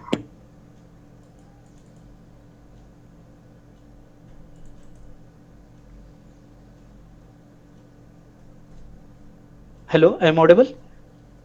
yes, yes, yes, Okay, sir, continue or can yes, I yes, yes, stop continue because continue Mahesh sir. already 10 नाही, नाही, minutes over. Okay. सो आता थोडंसं आपण ह्याच्याबद्दल बोललो, इंटरव्ह्यू बद्दल बोललो, थोडंसं टेक्नॉलॉजी रिलेटेड बोललो. तर यानंतर सुद्धा आय टी मध्ये अजून काही पोस्टिंग असतात, त्याच्याबद्दल मी तुम्हाला थोडी इन्फॉर्मेशन सांगतो.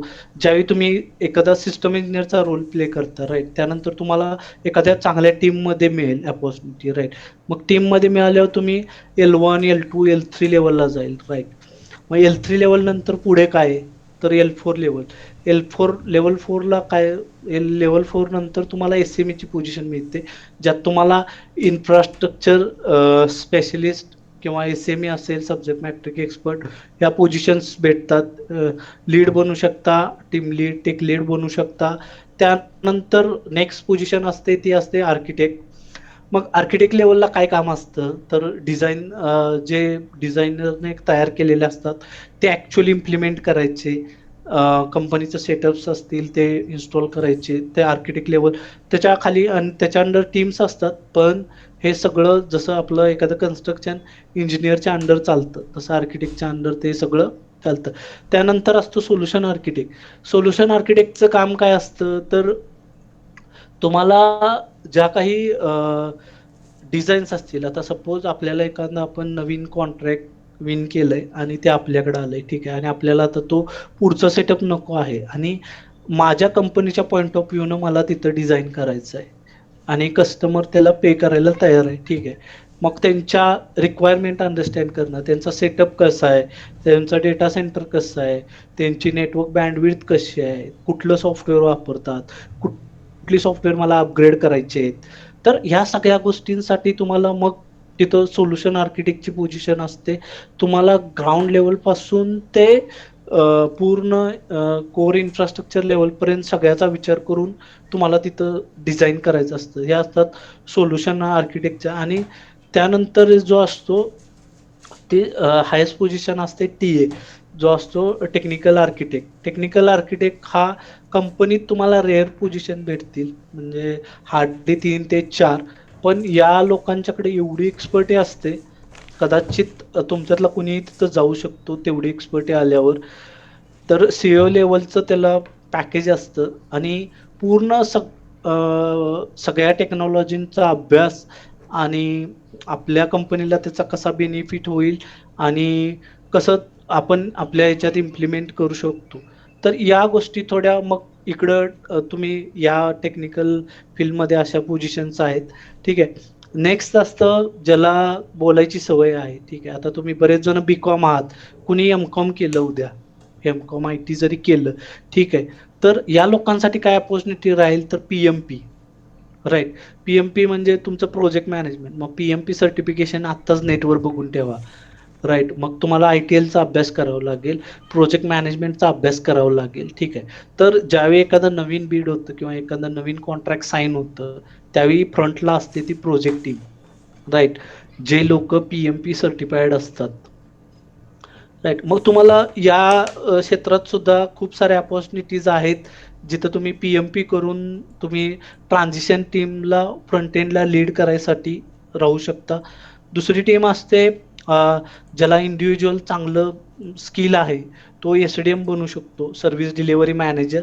सर्व्हिस डिलिव्हरी मॅनेजरचा रोल असतो टीम लीड करायची तुम्हाला, ठीक आहे, रिक्वायरमेंट घ्यायची, आपलं काम वेळेत काम पूर्ण करून देणं, SLA जे असतात किंवा मग P1 P2 जे काही असेल तिथं त्या तुम्हाला गोष्टी डिलिव्हर करायच्या आहेत. हा रोल तिथं SDM साठी राहतो.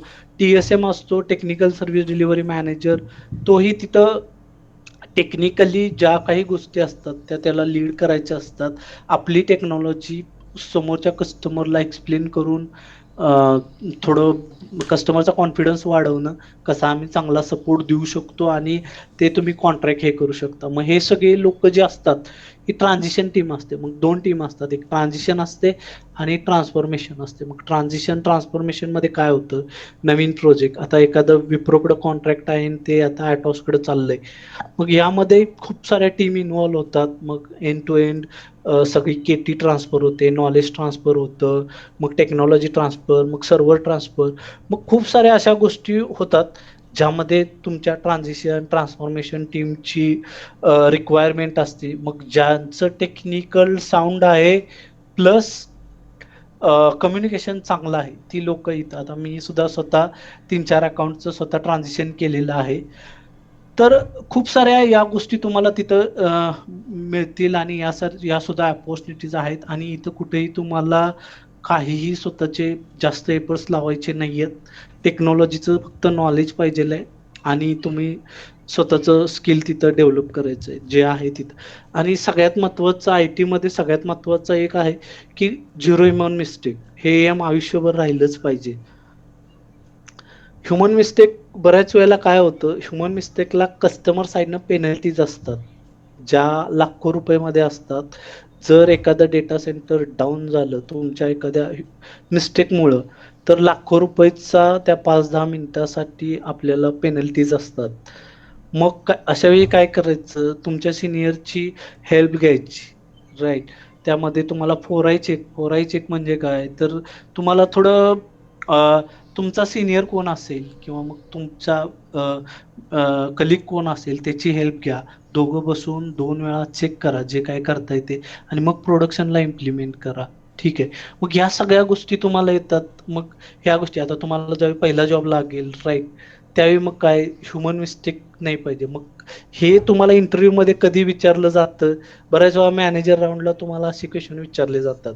तुम्ही UK मध्ये आहात आणि रात्री 12 वाजलेत आणि सिग्नल लागलाय, तू काय करणार?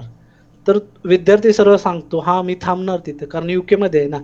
मग परत थोड्या वेळानं विचारतो, हा मग तो आता सेम सिच्युएशनला पुण्यात आहेस आणि इथं हे लागलाय, सिग्नल लागलाय आणि 12 वाजलेत रात्रीचे आणि तू कसं जाणार? तर विद्यार्थ्याचं उत्तर असतं, कोण नसलं तर मी जाणार.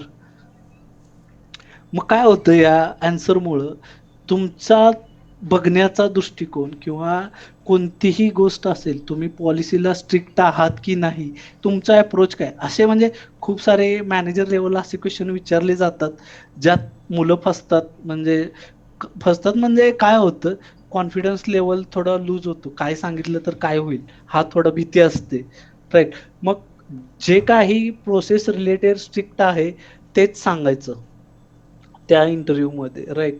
मग तुम्हाला थोडा कॉन्फिडन्स पण येतो, मॅनेजर राऊंड पण क्रॅक होतात. मग तुम्हाला ज्यावेळी पहिली अपॉर्च्युनिटी मिळेल त्यावेळी मग थोडा तिथून मग तुमचा प्रवास सुरू होईल. पण त्याआधी तुम्हाला ह्या सगळ्या गोष्टी कशा क्लिअर होतील, तुम्ही मोटिवेशनल स्पीच बघा हाफ ॲन अवर, ठीक आहे. वन्स इन अ वीक बघा, अर्धा तास, जास्त पण नका बघू. कारण कसं असतं, सक्सेस स्टोरी फक्त बघून बघून जास्त हे होतं. थोड्या फेल्युअर स्टोरी पण आपण रीड केल्या पाहिजेत, राईट. सक्सेस स्टोरीजमध्ये काय असतं, त्याचं फक्त 80% 90% आणि तो तिकडं खूप टॉपला गेलेला असतो बस. आणि आपण काय थिंक करतो परत, नाही मी यार इकडंच आहे अजून आणि मला काही त्याच्यासारखं जमणार नाहीये, राईट. असं नाहीये. तुम्ही खूप सारे, आता मी जर या पोझिशनला गेलोय, जर 12वीला 40% मार्क असून सुद्धा मी जर एवढ्या मोठ्या पोझिशन लीड करत असेल तर वाय नॉट यू, राईट. आणि जी आता कंपनीत चांगल्या लेवलला मुलं आहेत ती आपल्या ग्रामीण भागातलीच आहेत, जी आम्ही UK सेक्टर पूर्ण लीड करतोय. आमचा रवींद्र भोसले तो आता जो सरांचाच विद्यार्थी आहे, आम्ही पहिलीच बॅच, तो आता UK डिलिव्हरी सेक्टर स्वतः लीड करतोय. त्याच्या अंडर 80 लोकांची टीम आहे.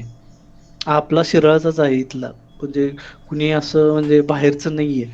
तर हे स्किल कधी येईल तुम्हाला? तुमच्या मित्रांच्यात थोडं कॉम्पिटिशन ठेवा.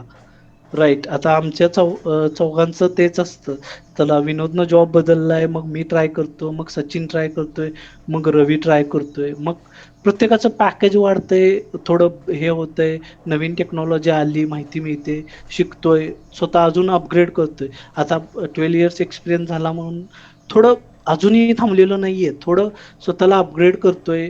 मग काही अशा ज्या आपल्या विकनेस आहेत थोडे, ते हे करून आपल्याला अजून कसं पुढं जाता येईल हा अप्रोच ठेवून जर तुम्ही चाललात तर नक्कीच फ्युचर तुमचं खूप चांगलं असेल. आणि एवढं काही अवघड नसतं. कसं असतं, जोपर्यंत आपण तिथं हे होत नाही, स्वतः उतरत नाही ग्राउंड लेवलला, तोपर्यंत माहिती नसतं. कोणतंही काम घ्या, तुम्हाला जे आता येते. बऱ्याच लोकांना पोहता वगैरे येत असेल, तर जोपर्यंत पोहत नाही तोपर्यंत भीतीच वाटते, राईट. पण ज्यावेळी तुम्हाला पोहता येतं त्यावेळेस अरे इथं काहीच नाही, पोहायचं काय सोपंच आहे. मग का तर तुम्हाला ते माहिती झालं. जोपर्यंत एखादी टेक्नॉलॉजी तुम्हाला माहिती नाहीये तोपर्यंत अवघड वाटते. ज्यावेळी तुम्हाला ती माहिती होईल त्यावेळी तुम्हाला नक्कीच त्याचा चांगला बेनिफिट होईल आणि तुमचं करिअर त्यात घडून जाईल. एवढं पण हे नाही. ठीक आहे, मी जास्त वेळ घेत नाहीये. पण तुमचे काही क्वेश्चन्स असतील तर प्लीज विचारा. म्हणजे त्या पॉइंट ऑफ व्ह्यू सुद्धा मला थोडं हे करता येईल तुम्हाला. एनिवन, काही क्वेश्चन, काही डाऊट, स्पेशल गायडन्स, काय रिक्वायरमेंट असेल तर विचारू शकता.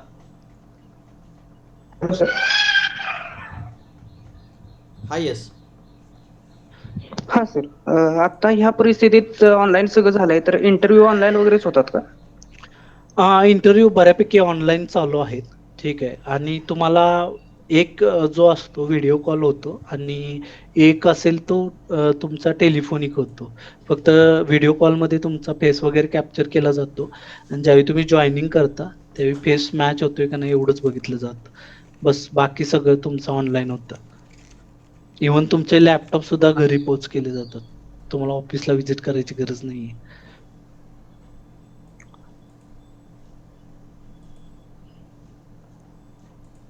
नेक्स्ट वन, फास्टमध्ये.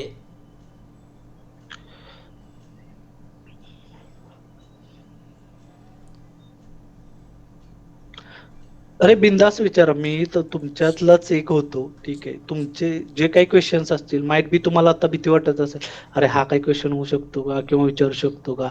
असं नाहीये. तुमचे जे काही असतील ना ते विचारा. तुम्ही स्वतः बोललंच पाहिजे. जोपर्यंत तुम्ही बोलत नाही तोपर्यंत तुमची फ्युचर ग्रोथ खूप थोडी हे आहे.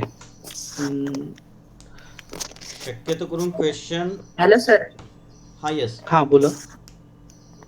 सर, बीकॉम आय टी नंतर कोणत्या अशा फॉरेन ह्याच्यासाठी आहे का, अब्रॉड कोणत्या असे कोर्सेस आहेत जेणेकरून मला फायदा होईल त्याचा? अब्रॉड साठी आता कसं होतं, बऱ्याच वेळेला तुम्हाला आधी कोणती तर कंपनी एक जॉईन केली पाहिजे. कोणतीही टेक्नॉलॉजीतली असेल, कोणतीही टेक्नॉलॉजी, त्यात तुमची जर एक्सपर्टीज असेल, ठीक आहे, तर मिळतात. मग आता तुम्हाला बऱ्याचपैकी, आता आमच्याकडे बऱ्यापैकी आम्ही प्रोजेक्ट आहेत. मग आमच्याकडं नेदरलँडला प्लेसमेंट होते 2 वीकसाठी, 3 वीकसाठी. मग तुम्ही लॅटम साठी बघत असाल किंवा हे, तर तुम्हाला कोणत्याही एकात आधी मास्टर की मिळवावी लागेल, तरच तुम्हाला हे. अदरवाईज तुम्हाला मग काय करायला लागेल, थर्ड पार्टी अशा खूप साऱ्या प्लेसमेंट आहेत ज्या तुम्हाला डिरेक्ट तिकडेच प्लेस करतात आणि मग तिथं जाऊन तुम्हाला काम करायचंय. तर बेटर अप्रोच हा राहील. फर्स्ट 1 इयर तुम्ही इकडे एक्सपिरियन्स घ्या, टेक्नॉलॉजी पूर्ण अंडरस्टँड करा आणि मग अब्रॉड साठी ट्राय करा. Thank you sir. Okay. Sir, graduation करत करत आम्हाला अदर कोर्सेस पण करावे लागतील का, लँग्वेजचे वगैरे? नाही, आता कसं आहे माहिती आहे काय, तुमचा इंटरेस्ट तुम्ही शोधा. राईट. तुम्हाला आता कशात इंटरेस्ट आहे. आता जसं की कॉलेजनं ऑलरेडी फ्री कोर्सेस दिलेत, त्यात इंटरेस्ट असेल तर त्यातलं एखादं सर्टिफिकेशन करा, त्यात पुढं हे करा. किंवा मग तुम्हाला एक्सटर्नल अजून काही असेल इंटरेस्ट तर तेही करू शकता. पण असं करू नका की तो करतोय म्हणून मला करायचं आहे. राईट. तर तुम्हाला काय करायचंय, स्वतःसाठी थोडं स्वतः तिथली क्वालिटी ओळखा की बाबा मला यामध्ये चांगलं फ्युचर या करिअर घडू शकतंय आणि मग तुम्ही तो कोर्स करा आणि ते सर्टिफिकेशन करा. मग त्याचा डेफिनेटली तुम्हाला फायदा होईल. Okay sir, thank you. Hello, sir. हा बोला. My name is Shahid Patel from BCA Third. हा हा तर मी नाही का ऑलरेडी पायथॉन स्पेशलायझेशन कोर्स करतोय.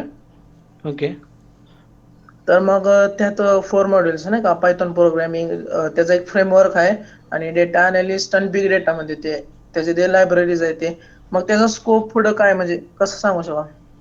आता स्कोप कसं असतं सांगतो तुम्हाला की आता तू याच्यात स्पेशलायझेशन केलंस राईट, ज्यावेळी तुझा इंटरव्ह्यू होईल ठीक आहे, तर त्यामधली जी रिक्वायरमेंट असेल तुझं सिलेक्शन होईल, पण इंडस्ट्री लेवलचं ट्रेनिंग तुला दिलं जाईल 6 महिन्याचं. ठीक आहे, मग त्यामध्ये तुला अ, तिथं जो ट्रॅकमध्ये मिळेल हे करायला, डेव्हलप करायला स्किल, त्यामध्ये मग तुझा जॉब तिथं राहणार.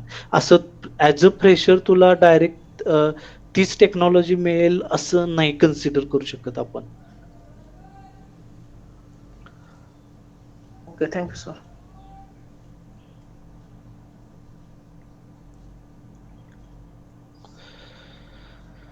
नेक्स्ट अजून कोणाला काय क्वेश्चन आहेत? शक्यतो करून चॅटबॉक्स मध्ये मेसेज ड्रॉप न करता डायरेक्टली विचारा. तर सीडॅक बद्दल माहिती मिळेल का थोडक्यात? सिडॅक वगैरे कसं आहे, तुम्ही कोर्सेस करून सर्टिफिकेशन करू शकता आणि त्याचे तुम्हाला प्लेसमेंट पण आहेत राईट, चांगल्या प्लेसमेंट आहेत त्यांच्या, नाही असं नाहीये.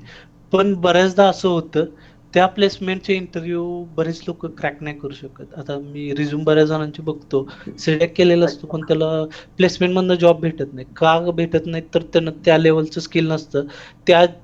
ते लोक जे तुम्हाला हे देतात, प्लेसमेंट देतात, तिथं त्याला इंटरव्ह्यू क्रॅक झालेला नसतो.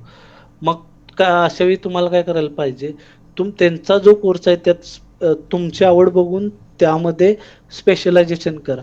तुम्ही कोर्स कुठेही करा, त्याच्याशी काहीही हे नाहीये. फक्त तुमचं बेसिक ग्रॅज्युएशन 10वी 12वी आणि ग्रॅज्युएशन हे कम्प्लीट पाहिजे आणि जी टेक्नॉलॉजी तुमच्याकडे आहे त्यात तुमचे एक्सपर्टी पाहिजे बस. आय टीमध्ये तुम्हाला जास्त हे नाही करत कुणी, तुमचं स्किल बघतात, सर्टिफिकेशन कोणतं आहे काय आहे, आणि त्या सर्टिफिकेशनमध्ये इंटरव्ह्यूला जे काही बोलाल तुमचं ओन स्किल त्याच्यावर तुमचा म्हणजे हे ठरतो सिलेक्शन. तुम्ही रिझ्यूम मध्ये किती लिहिलंय किंवा काय केलंय हे डझंट मॅटर.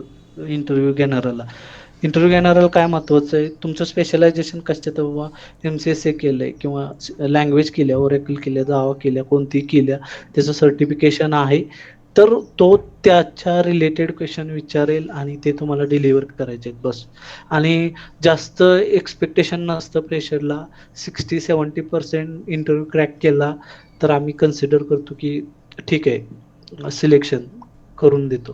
म्हणजे असं नाही की तुम्ही 100% इंटरव्ह्यू क्रॅकच केला पाहिजे असंही नसतं. Thank you sir.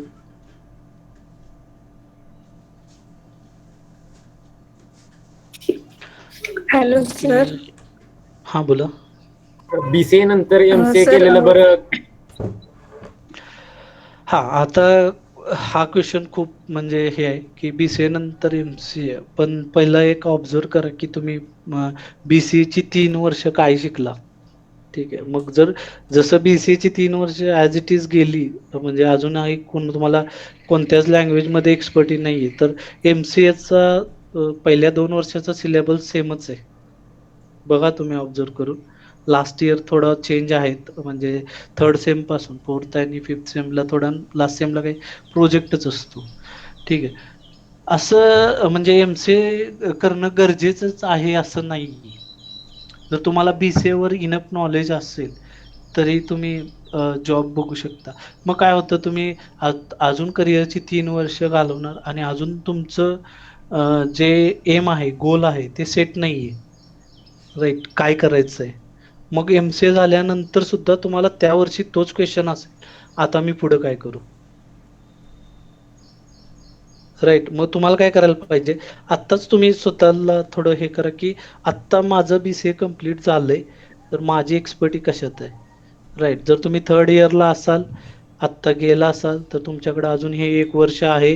या वर्षात स्वतःला ग्रो करा आणि BCA वर ग्रॅज्युएशनवर तुम्ही ट्राय करू शकता. आणि आय टीत महत्त्वाचं आहे की तुमचं ग्रॅज्युएशन, पोस्ट ग्रॅज्युएशनला एवढं म्हणजे महत्त्व नाहीये, पण एक्सपर्टीज जर हवी असेल एखाद्या टेक्नॉलॉजी, तर तुम्ही तुमच्या इंटरेस्टनुसार MCA करू शकता पुढं. जर हवं तेवढं नॉलेज आलं नसेल तर मग स्पेशलायझेशन करायचं का MCA मधून अजून नॉलेज गेन करायचं? हा, मग आता हे तुमचं जर राहिलेल की मी तो बोललो आता पहिल्यांदाच तुला म्हणलं की हे तुम्ही कधी बघा की 3 वर्ष का झालं नाही, तू अजून म्हणतो की 3 वर्ष करणार, पण 3 वर्षात तुला कॉन्फिडन्स आहे का की 3 वर्षांना परत तुझ्याकडे नॉलेज असेल? म्हणजे पैसे जात आहेत किंवा डिग्री मिळत्या हा विषय बाजूला, ठीक आहे, तुला तेवढा कॉन्फिडन्स आहे का की बाबा नु तुम्ही हे करू शकता, MCA नंतर मी सगळ्या लँग्वेज मध्ये मास्टर बनेन किंवा या 2-3 लँग्वेज मध्ये मास्टर बनेन? कारण जी लँग्वेज तुम्हाला BCA ला जेवढी शिकवली तेवढीच MCA ला शिकवली जाणार, करेक्ट? लँग्वेज बेस तुम्हाला काही चेंज नाही, फक्त लँग्वेज जर ऍडिशनल असतील MCA च्या सिलेबस मध्ये तेवढ्याच तुम्हाला शिकवल्या जाणार, करेक्ट? पण तुम्हाला तिथं एक्सपर्टीज मिळवलीच पाहिजे. तुमच्याकडे डिग्री फक्त असून MCA असेल, बरेच लोक MCA करून MBA केलेले लोक आहेत. का तर करिअरमध्ये गोलच सेट नाहीये, काय करायचंय माहितीच नाहीये. मग कोणत्याच लँग्वेजमध्ये ठीक आहे, BCA झालंय, MCA झालंय, पण अजूनही एकाही लँग्वेजमध्ये एक्सपर्टी नाहीये, मग काय करणार तो विद्यार्थी? मग असं न करता तुम्हाला जर डिग्री आहे आता BCA, ठीक आहे, मग तुमची एक्सपर्टी कुठल्या लँग्वेजमध्ये आहे बघा, त्याचा ॲडिशनल हे करा, अभ्यास करा, कोर्स करा आणि त्यामध्ये हे करा. लँग्वेजेस सोडून आपण दुसरं काय करू शकतो? म्हणजे भरपूर आहेत ना IT मध्ये डोमेन्स, वेगवेगळे डोमेन आहेत. फक्त हा, आपण मग जर मी म्हटलं BCA केल्यानंतर किंवा एक कोणते सॉफ्टवेअर डेव्हलपमेंट, सॉफ्टवेअरची डिग्री घेतल्यानंतर एक आपला समज असतो की आपल्याला डेव्हलपमेंटला पाठवलेलं किंवा डेव्हलपमेंट करावं लागेल. पण भरपूर काहीतरी आहे, भरपूर IT मध्ये डोमेन्स आहेत ना, जॉब प्रोफाईल. करेक्ट. मग मी आता जे एक्सप्लेन केले ना ते सगळे डोमेन, जसं सर्व्हिडेज असेल, विंटेल असेल, ऍक्टिव्ह डिरेक्टरी असेल, SCCM असेल, सिट्रिक्स, VPN, इंट्यून, तुमचं BDS सिक्युरिटी, लँग्वेज ट्रान्सलेटर, हे सगळे ऑप्शन आहेत ना तुम्हाला डेव्हलपर सोडून. इथं फक्त तुम्हाला टेक्नॉलॉजी शिकायची आणि काम करायचं आहे, राईट? जे तुम्हाला MCSA मध्ये सिलेबसला आहे ते फक्त बेसिक पाहिजेल आहे. मग ते बेसिक असेल तर तुम्ही एवढ्या सगळ्या टेक्नॉलॉजी लीड करू शकता. म्हणजे याचे कोर्सेस आहेत का कसे टेक्नॉलॉजी आता शिकायचे असेल? आता सपोज तुम्ही आता A+ कोर्स केला हार्डवेअर, ठीक आहे, आणि MCSA केलं, ठीक आहे, मग ऍक्टिव्ह डिरेक्टरी मध्ये सपोज तुम्ही MCSA केले स्पेशलायझेशन, ओके, तर तुम्हाला AD मध्ये अपॉर्च्युनिटीज आहेत, करेक्ट? जे ऍक्टिव्ह डिरेक्टरी टीम असते प्रत्येक कंपनीमध्ये, त्यामध्ये तुम्हाला अपॉर्च्युनिटीज आहेत. थोडं मग कुणी एक्सचेंज सर्टिफिकेट केलं असेल MCSA मधून, तर त्याला एक्सचेंज टीम मध्ये आहेत. एक्सचेंज टीम मध्ये जे तुमचे प्रोफाईल असेल किंवा आता लेटेस्ट टेक्नॉलॉजी प्रमाणे Office 365 टीम आहे, Office 365 टीम मध्ये तुम्ही करिअर करू शकता. मग अशा खूप साऱ्या आहेत. तुम्ही ज्यावेळी तुमचा आता हे बेसिक कोर्सेस कम्प्लीट होतील, त्यानंतर काय करा, बेसिक कोर्सेस नंतर कोणतीही एक टेक्नॉलॉजी चूज करा आणि त्याच्यात मास्टर की मिळवा. मायक्रोसॉफ्ट प्लॅटफॉर्मला इतक्या साऱ्या टेक्नॉलॉजीज आहेत, इतकी सारी फॉर एक्झाम्पल आत्ताच घ्या, लेटेस्ट इंट्यून आहे, राईट? इंट्यून बऱ्याच जणांना माहित नसेल काय आहे. तर इंट्यून काय आहे, तर क्लाउड बेस्ड हे आहे, एक टूल आहे ज्यामध्ये तुम्ही काय करू शकता, मोबाईल डिव्हाइस मॅनेजमेंट, ओके, जे आता बऱ्याच कंपन्यांचं असं चाललंय, लॅपटॉप द्यायच्या ऐवजी लॅपटॉप विथ हे मोबाईल म्हणजे टॅब देत आहेत ते लोक, राईट? मग हे टॅब सुद्धा आपल्याला कंपनीला मॅनेज करता येतात. आता आमचे स्वतःचे जरी फोन घेतले तुम्ही, तर त्यामध्ये 2 प्रोफाईल आहेत, एक कंपनी प्रोफाईल आहे, एक ऑफिस प्रोफाईल आहे, राईट? मग हे मोबाईल डिव्हाइस मॅनेजमेंट MDM आलं. इंट्यून मधून तुम्हाला हे सगळे फोन वगैरे आहेत, हे सगळे मॅनेज, इतक्या लेवल टेक्नॉलॉजी एवढ्या खूप वेगानं हे झालेले आहे की तुमचे जेवढे पण आता ऍप्लिकेशन्स डिप्लॉयमेंट्स वगैरे होतात, जसं तुम्ही प्ले स्टोअर ओपन केलं, राईट, गुगलचं, तर तुम्हाला जे काही ॲप तुम्ही इन्स्टॉल करता राईट, सेम ॲप तुम्ही स्वतः डेव्हलप करून तुमच्या म्हणजे कंपनीत जॉब असतो, तुमच्या कंपनीच्या एम्प्लॉयला देऊ शकता. राईट, मग फक्त ते कंपनी यूजसाठी. आता बऱ्याच जणांनी तसे ॲप बघितले असतील, डेडिकेटेड लोक असतील, कोणतंही फील्ड घ्या, ते डेडिकेटेड ॲप असतं, ते ते ते इन्स्टॉल करतात आणि ते ॲप चालतं. मग हे कसं चालतं, मग ह्याचा डेटाबेस कुठं असतो, मग ह्याची कनेक्टिव्हिटी कुठनं होते, तर यासाठी जे काही बॅकग्राऊंडला मेकॅनिझम चालतं ते तुम्हाला इंट्यून मधून समजू शकतं. जसं आता लेटेस्ट प्लॅटफॉर्म आहे इंट्यूनचा, जो आता ह्याच्यात अजून एक हे आहे SSM नंतर, ज्यांना कोणाला स्क्रिप्टिंगची आवड आहे, बॅच फाईल असेल, पॉवरशेल असेल किंवा मग VB स्क्रिप्ट असेल, अशा कोणत्याही स्क्रिप्ट असतील, MSI फाईल असेल, कस्टमायझेशन असेल, तर ह्या लोकांसाठी पॅकेजिंग टीम म्हणून असते. प्रत्येक टीममध्ये तुम्ही गुगलला जर पॅकेजिंग टीमचे जॉब सर्च मारले ना, खूप सारे भेटून जातील. मग यामध्ये दिवसभर तुमचं काम काय असतं, असे खूप सारे ऍप्लिकेशन येतात, ते तुम्हाला स्वतः कस्टमायझेशन करायचे असते, कस्टमरची रिक्वायरमेंट घ्यायची असते आणि मग त्या थोडेसे तुमचे कस्टमरचे रिक्वायरमेंट ऍड करून तुम्हाला ते द्यायचं असतं. तुम्हाला ते स्वतः बनवायचं असतं का, तर नसतं. फक्त जे बनवलेलं आहे ते मॉडिफाय करायचं असतं. जसं आता तुमचा क्वेश्चन होता की डेव्हलपिंग मध्ये मला जास्त नाही करता येणार, पण मला इकडे जायचं आहे, मग तुम्हाला हा अल्टरनेट वे आहे. थोडस तुम्हाला बॅकग्राऊंड आहे सॉफ्टवेअरची, तर तुम्ही इकडे काम करू शकता या टेक्नॉलॉजीज मध्ये. राईट, तो फक्त रेफरन्स घेऊन मग या तुम्हाला अपॉर्च्युनिटीज आहेत इकडं. थँक्यू.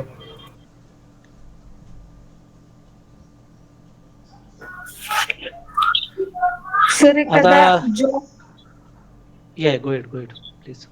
सर एखाद्या जॉबसाठी रेझ्युमे किती इम्पॉर्टंट असतो म्हणजे अप्लाय करताना, आणि म्हणजे तो पॉवरफुल असा इम्पॅक्टफुल होण्यासाठी कोणत्या गोष्टी केल्या पाहिजेत किंवा काही कॉमन मिस्टेक्स ज्या टाळल्या पाहिजेत असं काय? कॉमन मिस्टेक रिझ्यूम मध्ये असतात त्या स्पेलिंग मिस्टेक असतात खूप.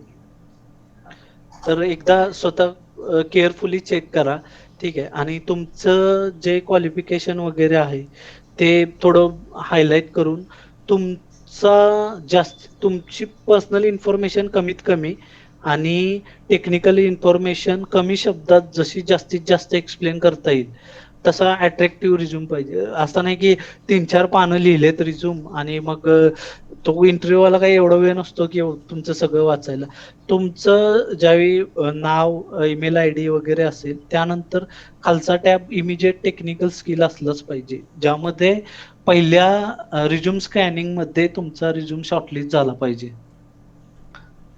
राईट, मग काय होतं या रिझ्यूम स्कॅनिंग मध्ये, तर रिझ्यूम स्कॅन मध्ये टेक्निकल स्किल HR बघतात नेटवरनं डाउनलोड केल्यावर आणि तुमचे पर्सेंटेज, ठीक आहे.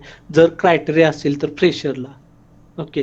तर मग ह्या 2 गोष्टी थोड्याशा हायलाइट मध्ये पाहिजेत रिझ्यूम मध्ये, जेणेकरून पडदिसनं तुमचा बऱ्याच लोकांच्या रिझ्यूमला हेडलाईनच नसते. त्याचं स्पेशलायझेशन कशात आहे हे HR ला सुद्धा, म्हणजे रिक्रुटर जो असतो त्याला सुद्धा समजत नाही की बाबा हा कोणत्या ह्याच्यातला स्पेशलाइज आहे. मग यावेळी काय होतं, मग हा रिझ्यूम हे होतो, रिजेक्ट होतो. राईट, मग तुमचं जे स्किल आहे प्रायमरी स्किल ते तुमचं थोडं हायलाइट मध्ये पाहिजे. मग तुमचं स्किल बघितल्या बघितल्या रिझ्यूम शॉर्टलिस्ट झाला पाहिजे इंटरव्ह्यू साठी.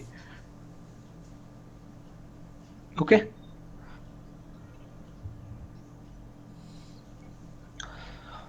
सर सर इंटरव्ह्यूला राऊंड्स असतात ते कशा प्रकारे असतात किंवा कोणते असतात? आता इंटरव्ह्यूचे राऊंड्स वगैरे कसं असतं, पहिला तुमचे राऊंड पहिला HRच घेईल आणि HR तुम्हाला खूप साऱ्या गोष्टी विचारतात, ठीक आहे, तुमचं क्वालिफिकेशन, ठीक आहे. नेक्स्ट राऊंड मध्ये बऱ्याच कंपन्यांची ऍप्टिट्यूड टेस्ट असते. मग तुम्हाला एक पेपर देतात, त्यात थोडे क्वेश्चन्स असतात किंवा मग PC असेल तिथं तर ऑनलाईन असते, ठीक आहे. तर तुमचे थोडे ऍप्टिट्यूड टेस्ट वगैरे बघितली जाते, तुमचं कमांड किती आहे लँग्वेजवर वगैरे, असे जनरिक क्वेश्चन असतात, तुम्हाला माहितीच आहेत ऍप्टिट्यूड क्वेश्चन कसे असतात ते. मग त्यातले बऱ्यापैकी तुम्हाला 70% कव्हर करायचे असतात, ठीक आहे. 70% तो क्लिअर झाला तर नेक्स्ट राऊंडसाठी तुम्हाला मग बऱ्याच वेळेला, आता IT मध्ये मोस्ट ऑफ केसेस तुम्हाला ग्रुप डिस्कशनला नाहीत बसवत, जर तुम्हाला टेक्निकल, आणि जर एकदमच मोठी फ्रेशरची बॅच असेल तर मग ग्रुप डिस्कशन होतं. मग ग्रुप डिस्कशनला तुम्हाला कोणताही एक टॉपिक देतात आणि त्याच्यावर एक 5-10 मिनिटं बोलायला सांगतात, आणि HR चा जो कोणी लीड असेल तो फक्त तुमचं कम्युनिकेशन आणि हावभाव म्हणजे पर्सनॅलिटी ऑब्झर्व करतो. ठीक आहे, तुम्ही जर व्यवस्थित वाटला त्याला तर तुमचं तिथेही सिलेक्शन होतं. नेक्स्ट राऊंडमध्ये तुम्हाला टेक्निकलला बोलवलं जातं. टेक्निकलला तुमचा रिझ्युमे बघूनच विचारलं जातं. तुमचा रिझ्युमे तुम्ही म्हणजे काय लिहिलंय आणि कशा पद्धतीनं तुमचं स्किल आहे त्यावरच तो विचारतो. बऱ्याच लोकांना असं असते की त्यानं टाकलंय म्हणून आपण पण टाकायच्या 2 लँग्वेज ॲडिशनल, आणि परत विचारलं तर त्याला माहित नसतं ते. असं नाही व्हायला पाहिजे. जे माहिती नाही ते टाकू नका, आणि जे टाकलंय त्याच्याबद्दल प्रॉपर इन्फॉर्मेशन हवीच हवी. मग टेक्निकल झाल्यानंतर परत एक HR राऊंड होतो फायनल, आणि मग सॅलरी. फ्रेशरला काही सॅलरी निगोशिएशनचा ऑप्शन नसतो कारण तुमच्याकडे एक्सपिरियन्स नसतो. आणि इथं कोणतरी क्वेश्चन पण टाकलाय की फ्रेशरचं पॅकेज कशाच्या आधारावर काढतात. तर फ्रेशरचं पॅकेज कंपनीच्या स्टँडर्डवर असतं. ठीक आहे, मग विप्रोचं असेल तर तुमचं 1.8 पासून चालू होतात.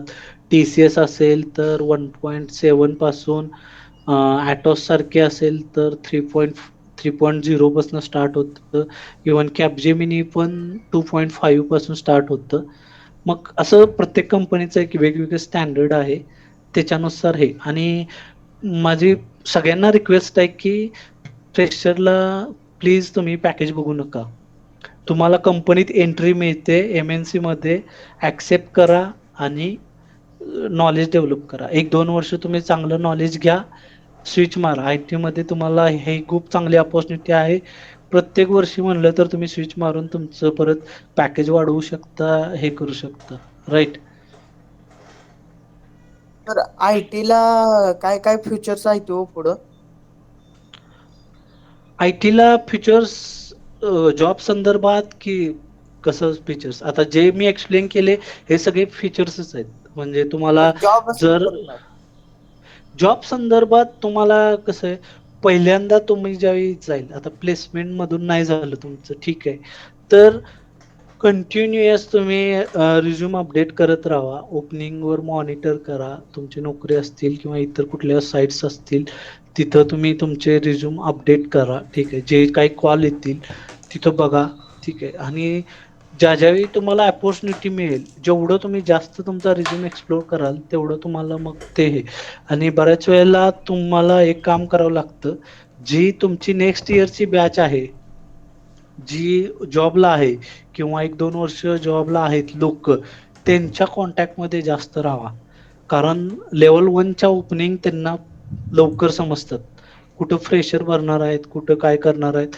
मग त्यावेळी तुम्हाला तुमचा रिझ्यूम त्यांच्याकडून रेफरन्सवर जाऊ शकतो आणि तुम्हाला ती अपॉर्च्युनिटी मिळू शकते तिथं. Thank you sir.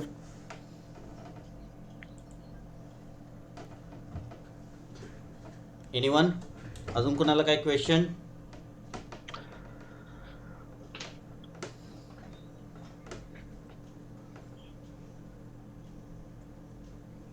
सर आणि तुमचं क्लासेस कधी कधी असते ते? हा कुणासाठी आहे क्वेश्चन? महेश सरांसाठी आहे का माझ्यासाठी आहे? सर नाही का, सरांसाठीच. नाही, मी क्लासेस नाही घेत, मी जॉब करतो मित्रा. इंट्रोडक्शन मध्ये तू बघितलं असेल. हा हा हा. अजून कोणाला काय क्वेश्चन आहे का? एनिवन? सो बऱ्यापैकी सगळ्यांचे क्वेश्चन झाले असतील असं मी कन्सिडर करतो. अजून कोणाला काय विचारायचं असेल तर एनिवन कोण आहे? Hello sir. हा बोल. येस. क्लाउड कम्प्युटिंग बद्दल जरा सांगायचं. क्लाउड कम्प्युटिंग मध्ये तुम्हाला आता मी जे 2 तुम्हाला हे केले ना, एक Azure क्लाउड आहे किंवा मग इंट्यून आहे, राईट. आणि मग क्लाउड कम्प्युटिंग मध्ये आता जसे Amazonचे डेटा सेंटर आहेत, मायक्रोसॉफ्टचे आहेत, खूप सारे असे आहेत. मग तुम्हाला काय करायला लागेल, थोडं सर्टिफिकेशन करावं लागेल त्यामध्ये. त्यातलं थोडं डीप लेवल स्किल घ्यावं लागेल, कारण इथून पुढच्या मॅक्झिमम पार्ट म्हणजे विंटेल टीम जी आहे आपली लोकल ती कमी होऊन सगळं क्लाउड कम्प्युटिंगवर चाललंय. जसे मी आता जी टेक्नॉलॉजी मॅनेज करतो SCCM, त्याचेही सुद्धा आम्ही जे DPs आहेत, सर्व्हर आहेत, ते क्लाउडवर होस्ट केलेले आहेत. तर इकडं तुम्हाला खूप सारा फ्युचरमध्ये स्कोप राहील, कारण आता कुणी इंटरेस्टेड नाहीये की स्वतःची इन्व्हेस्टमेंट करून हे करायला, कंपनी पैसे गुंतवायला. तर हे सगळं रेंटेड आहे आणि तुम्हाला इकडं जर सर्टिफिकेशन केलं तुम्ही आणि नॉलेज चांगलं घेतलं तर आत्ता म्हणजे आज तुम्ही बघाल म्हणजे टुडेजला तर खूप साऱ्या ओपनिंग आहेत, कारण आत्ता जस्ट आपण वर्क फ्रॉम होम करतोय आणि या गोष्टीमुळं क्लाउड कॉम्प्युटिंगला खूप स्कोप आहे जास्तीत जास्त. आणि फ्युचरमध्ये इथून पुढचं IT सेक्टर मोर दॅन 50% हे वर्क फ्रॉम होम कल्चरच राहील.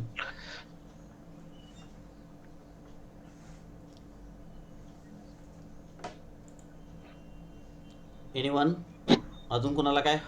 सर हा बोला. सर हा बोला. ऍज इंटरव्ह्युअर पर्सनली तुम्ही काय एक्सपेक्ट करता फ्रेशर्स कडून? फ्रेशर्स करून आम्ही फक्त जे रिझ्यूम मध्ये लिहिलंय ते नॉलेज त्याला आहे का, first test. Second test confidence level. तो म्हणजे मी जसं पहिल्यांदा तुम्हाला सांगितलं, स्क्रिप्टेड त्याचं जे इंट्रोडक्शन संपल्यावर तो जसा बोलतोय राईट, तर त्याचा कॉन्फिडन्स तिथं लगेच समजतो आपल्याला की कसं आहे हे ते. मग त्याच्यावर त्याचं हे राहतं. जरी बऱ्याच वेळेला काय होतं, टेक्निकल चांगलं येतं आणि जरी मी पुढं पाठवलं, त्याला सिलेक्ट केला, तरी पुढं जाऊन त्याचा प्रॉब्लेम येतो HR राऊंडला किंवा मॅनेजर राऊंडला, तो विद्यार्थी बोलत नाही तिथं राईट. मग यामध्ये कसं तुमचा कॉन्फिडन्स महत्वाचा आहे. पण फ्रेशर कडून जास्त एक्सपेक्टेशन नसतात. तुमचं कम्युनिकेशन आणि जे काही प्रोजेक्ट केलाय त्याचं स्किल एवढंच बघितलं जातं बस, बाकी जास्त नाही काय बघितलं जात. Okay, thank you sir.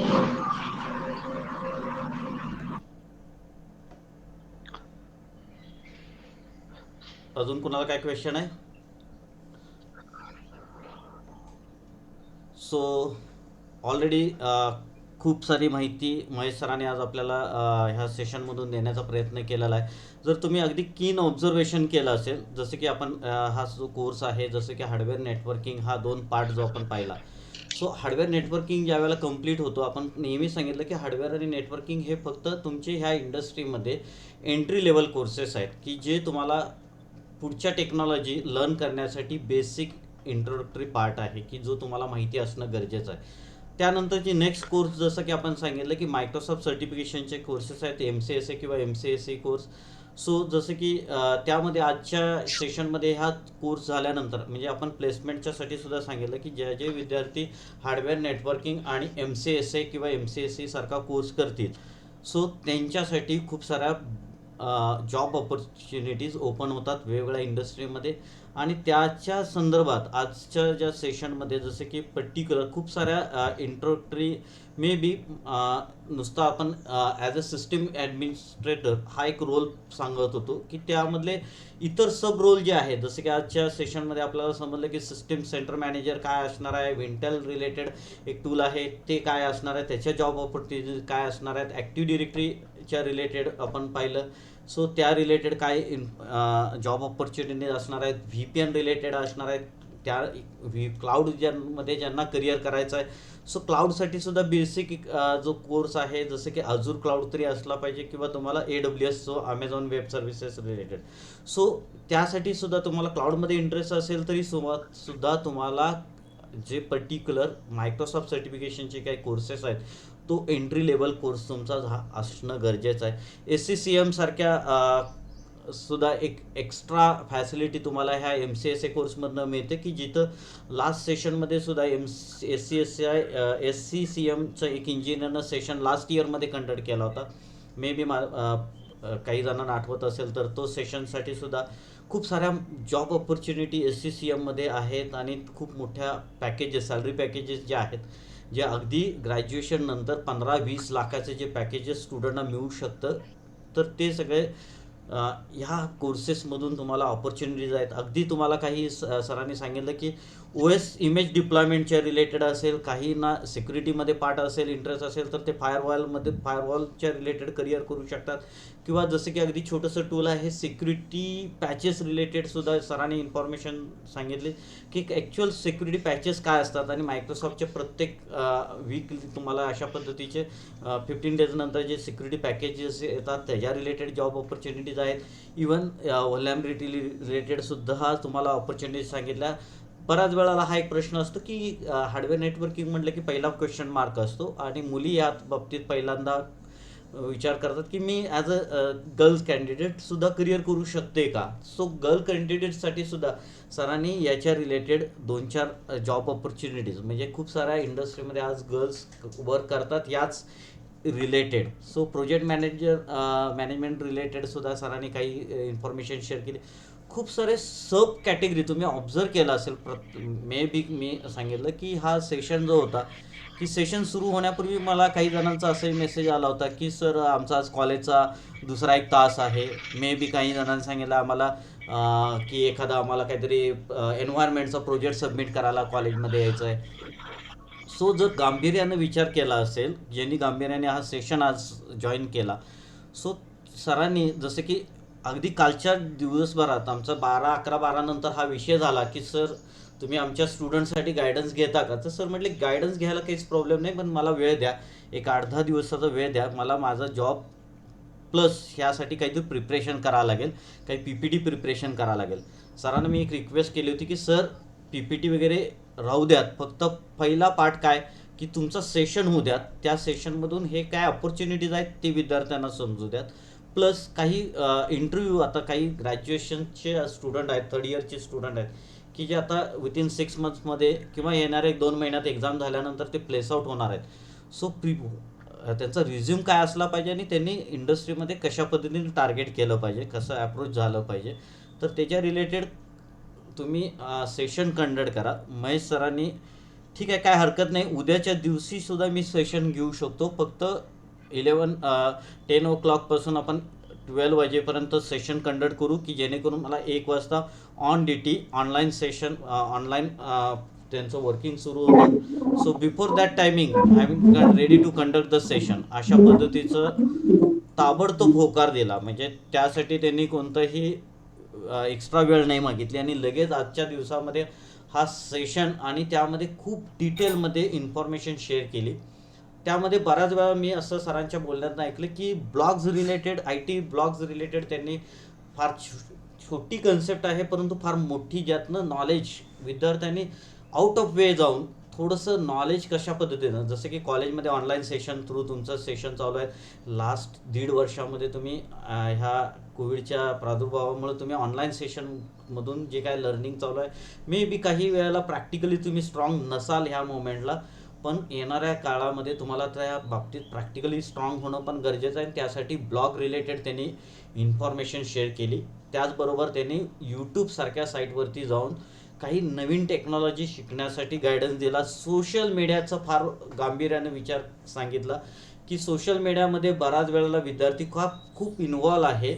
जसं की काही फोटो शूटआउट करायचे, कुठेतरी व्हिडिओ शूटआउट करायचं, मग स्टेटसला अप्लाय करायचं, किती जणांचे लाईक्स मिळाले यावरती कॉन्सन्ट्रेट करणे, हा सध्याचा स्टुडंटच्या म्हणजे ॲज अ स्टुडंट म्हणून सध्या हा वेळ फार महत्त्वाचा आहे. आणि त्यामध्ये सोशल मीडियामध्ये जास्ती इन्व्हॉल्वमेंट न होता स्टडी रिलेटेड, थेरॉटिकल असेल, प्रॅक्टिकल रिलेटेड असेल, काही एक्स्ट्रा अपडेटेड, कारण आजचा कन्सेप्ट किंवा ह्या कोविडमुळं खूप साऱ्या गोष्टी शिकवल्या की तुम्हाला सांगितलं की तुम्हाला ॲट ए टाईम जरी समजा कॉलेज किंवा कॉलेज प्लॅटफॉर्ममध्ये ऑनलाईन मे बी येणाऱ्या काही 10 वर्षात, जसं की मायक्रोसॉफ्टनं जे टार्गेट ठेवलं होतं इंडस्ट्री मे बी इंडियामधली इंडस्ट्री 2030 साली ऑनलाईन प्लॅटफॉर्मवरती वर्क करेल, पण जे IT डेव्हलपमेंटनुसार किंवा या कोविडमुळं 10 वर्ष मागं आपण आलो. 10 वर्षापूर्वीच ही इंडस्ट्री म्हणजे 2020 पासून ही इंडस्ट्री ऑनलाईन प्लॅटफॉर्मवरती वर्क करायला लागली आणि जगाला दाखवून दिलं की ऑनलाईन प्लॅटफॉर्मवरती सुद्धा संपूर्ण ऑर्गनायझेशन स्टँडअप होऊ शकते, सगळं वर्किंग प्रॉपरली वर्क होऊ शकतं. आणि येणारा हाच काळ आहे की जो ई लर्निंग कन्सेप्टमधला सुद्धा जो तुमचा फ्युचर असणार आहे. मे बी काही कॉलेजेस किंवा इथून प्लॅटफॉर्म ई लर्निंग पॅटर्नमध्ये सुद्धा होण्याची शक्यता असणार आहे आणि त्यावेळेला प्रॅक्टिकलसुद्धा प्रत्येकाला ऑनलाईन प्लॅटफॉर्मवरती सुद्धा, म्हणजे हा जरी काळ जर येणाऱ्या काही दिवसामध्ये येत असेल तर नवल वाटायला नको. म्हणजे ह्या 100% घटना घडणार आहेत आणि ह्या कोविडच्या ह्याच्यामुळं आपल्याला ह्या सर्व गोष्टी समजल्या आहेत. तर विद्यार्थ्यांना अपेक्षा अशी आहे की जास्तीत जास्त हा जो आजचा सेशन आहे एक मोटिवेशनल सेशन होता. मे बी जसं की मी सांगितलं एक स्टुडंटची सुरुवात आहे. यात एक छोटीशी गोष्ट पण होती की जी हे 5 विद्यार्थी होते जे माझ्याकडे सुरुवातीच्या पार्टमध्ये होते, ज्यांनी हे फील्ड कंटिन्यू केलं. ते ह्या सेशनला ह्या इंडस्ट्रीमध्ये त्यांनी त्यांची नावं सांगितली. रवी आज मॅनेजर आहे, स्वतः महेश सर आज टीम लीडर म्हणून वर्क करतायत, 10 एक इंडस्ट्रीमध्ये काम केलेलं आहे. त्याचबरोबर अजून विनोद नावाचा पण एक जे वेगळ्या कंपनीमध्ये आहे, सचिन पण एक, म्हणजे हे ऑलमोस्ट ग्रॅज्युएशन आणि तेही त्यांचं ग्रॅज्युएशन जे आहे जे मुक्त विद्यापीठातनं BCA डिग्री मिळालेली आहे, तरीसुद्धा आज 20 लाखाच्या ॲन्युअल पॅकेजवरती किंवा त्यापेक्षा जास्त पॅकेजवरती ते काम करत आहेत. फार मोठा जर्नी आहे आणि हे सगळं शून्यातून त्यांनी उभा केलं. मी सांगितलं सुरुवातीच्या अगदी इनिशियल लेवलला जर त्यांचं वर्क बघितलं तर 5 स्टुडंट होते, नावं मी 4च घेतली. याचा अर्थ 5वा जो स्टुडंट आहे तो त्यावेळेला ह्या फील्डमध्ये नाही आला. तो म्हटला मी सॉफ्टवेअर किंवा त्याच्या रिलेटेड वर्क करेन. आज तो अननोन आहे. म्हणजे अशा मला सांगायलाही म्हणजे इच्छुक नाही की तो काय करतो, इतक्या बॅकफुटला तो विद्यार्थी आहे. सो जर्नी जो आहे, म्हणजे जसं सरांनी कोडॅकचं उदाहरण दिलं होतं, नोकियाचं उदाहरण आहे. जर तुम्ही प्रवाहाबरोबर नाही गेला तर ऑटोमॅटिकली तुम्ही आउट ऑफ वे असणार आहात. आणि ह्याच कोविडचा काळ जो आहे ज्यामध्ये माझ्याच एका विद्यार्थ्यानं मागच्या एका सेशनमध्ये हे वाक्य सांगितलं होतं. नवीन विद्यार्थ्यांसाठी मी पुन्हा सांगेन, शांततेच्या काळात जास्त घाम गाळला तर युद्धाच्या काळात कमी रक्त सांडावे लागते.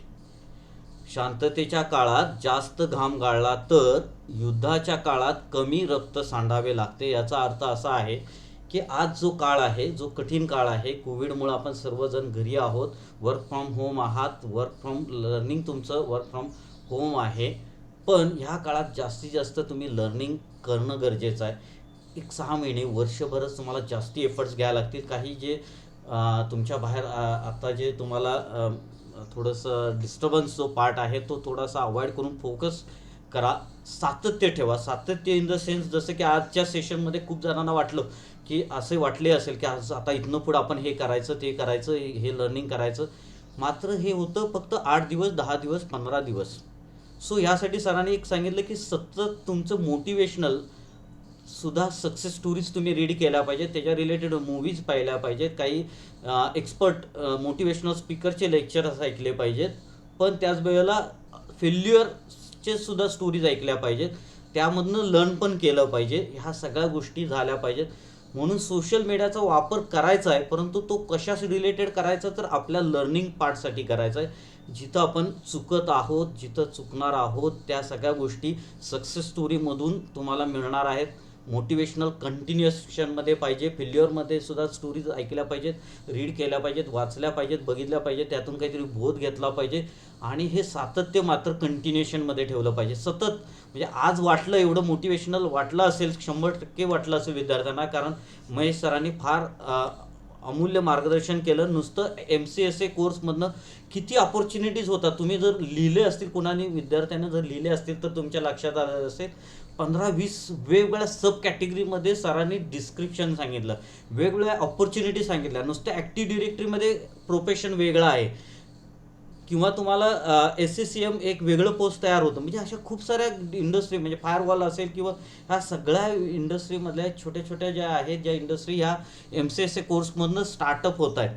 सो त्याच्यावरती कॉन्सन्ट्रेट करू शकता, करिअर करू शकता. आणि त्यासाठी मात्र कंटिन्युएशन फोकस लर्निंग पाहिजे. जसं की मी अजूनही सांगितलं की HGM कॉलेजनं हे असं एकमेव कॉलेज आहे. काही वेळेला असं म्हणू शकता की तुम्हाला ह्या कोविडमध्ये काय मिळालं, तर आज ह्या कोविडमध्ये तुम्हाला अशा पद्धतीचे करिअर कोर्सेस करायची ऑपॉर्च्युनिटी मिळाली.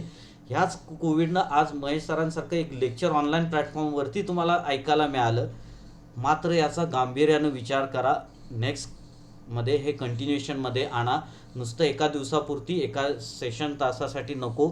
आणि जसं पाहिलं की 1.5-2 तासाचा सेशन होता. 2 तासामध्ये कित्येक विद्यार्थी 200-250 विद्यार्थी होते, आता 150 विद्यार्थीपर्यंतच फक्त जॉईन झाले. नॉट ओनली करिअर, आपण नुसतं MCSA कोर्स करा हा नाही सांगत. सरांनी हेही सांगितलं तुम्ही सॉफ्टवेअर फोकस करताय तर त्यावरती फोकस करा.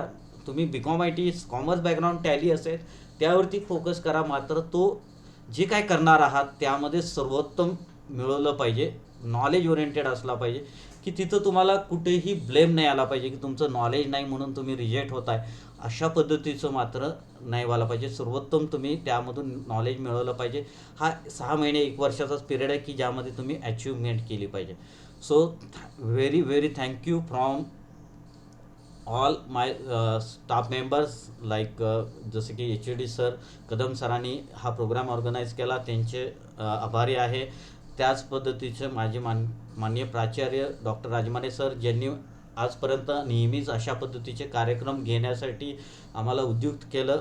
नेहमीच असे प्रोग्राम कंडक्ट करत चला विद्यार्थ्यांचं, ज्यामधून जास्तीत जास्त बेनिफिट होईल. आणि मागेही राजमाने सरांनी स्वतः ह्या प्रोग्राममधून सांगितलं होतं, जी स्टुडंट मीटिंग झाली होती त्यामध्येही सांगितलं की कोणतेही कोर्स असू द्यात, कॉलेज प्लॅटफॉर्मवरती आपण अशा पद्धतीचे कोर्सेस कंडक्ट करणार आहोत की जेणेकरून विद्यार्थी प्लेस व्हावेत.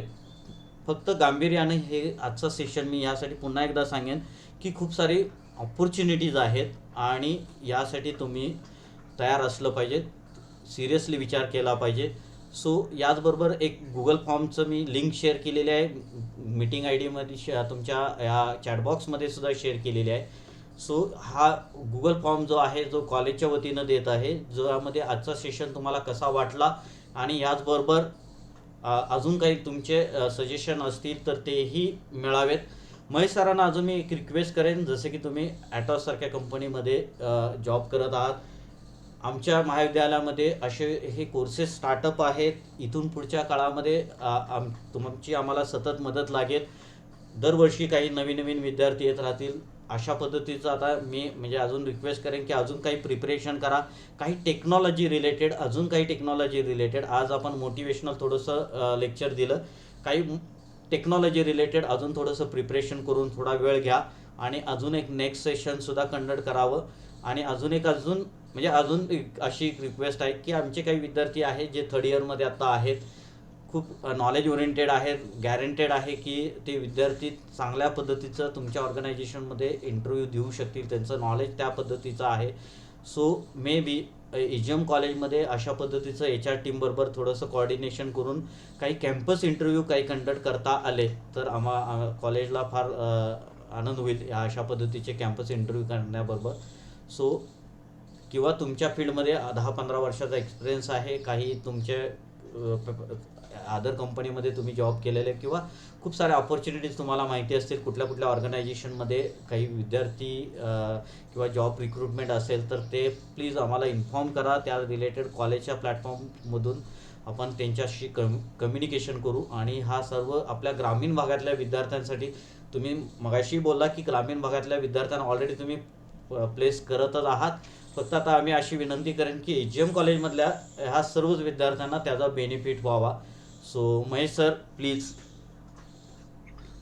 या सर, थँक्यू सर. नक्कीच भविष्यात ज्यावेळी आता ओपनिंग असतील फ्रेशरच्या, मी फर्स्ट प्रेफरन्स देईनच. कारण लास्ट टाइम ही इन्फॉर्मेशन आमच्यापर्यंत नव्हती की इकडे असे सिलेबस सुरू आहेत आणि हे रिसेंटली आम्ही रिक्रुटमेंट केली. आता नेक्स्ट ज्यावेळी रिक्रुटमेंट असेल आणि प्रेशर लॉट असेल त्यावेळी नक्कीच मी फक्त विद्यार्थ्यांना एकच विनंती करतो की असं समजा की this is your first and last opportunity. Okay, तर असं नको व्हायला की अपॉर्च्युनिटी आल्या आणि त्यावेळी तुमचं प्रिपरेशन नाहीये. राईट, तो सरांनी जसं सांगितलं तसं सातत्य ठेवून कंटिन्युअस तुमची इम्प्रूव्हमेंट ठेवा. ज्यावेळी अपॉर्च्युनिटी येईल त्यावेळी फर्स्ट अपॉर्च्युनिटी तुमचं करिअर बनवेल. Okay, so thank you Rahul sir, and thank you all of you listening me since last 2 hours. सगळ्यात शेवटचं 2 तासापेक्षा जास्त वेळ हा विद्यार्थ्यांनी ह्या सेशनसाठी दिला. ऑफकोर्स विद्यार्थी होते एवढ्या मोठ्या संख्येनं, 200-250 विद्यार्थी आज सेशनला जॉईन झाले आणि विद्यार्थी होते म्हणून हा प्रोग्राम सक्सेसफुली कंप्लीट झाला. सो महाविद्यालयाच्या वतीनं सर्व विद्यार्थ्यांचं जे जॉईन झाले त्या सर्व विद्यार्थ्यांचा आणि जे जॉईन झाले नाहीत त्या विद्यार्थ्यांच्यापर्यंत निश्चित हा प्रोग्राम तुम्ही कन्वे करा, सांगा त्यांना. आणि नेक्स्ट आपण अशाच पद्धतीचा नेक्स्ट अजून एक प्रोग्राम कंडक्ट करू, त्यातूनही अजून काही माहिती आपण ह्या रिलेटेड कंडक्ट करू. So thank you to all student also and thank you Mahesh sir. Now I will declare आजचा हा सेशन संपला असं मी डिक्लेअर करेन. विद्यार्थ्यांना पुन्हा एकदा रिक्वेस्ट करेन की एक गुगल फॉर्म मी शेअर केलेला आहे, ग्रुपमध्ये सुद्धा शेअर करेन. सो यामध्ये तुमचे फीडबॅक मिळावेत. So thank you to all. Thank you everyone. Thank you all of you.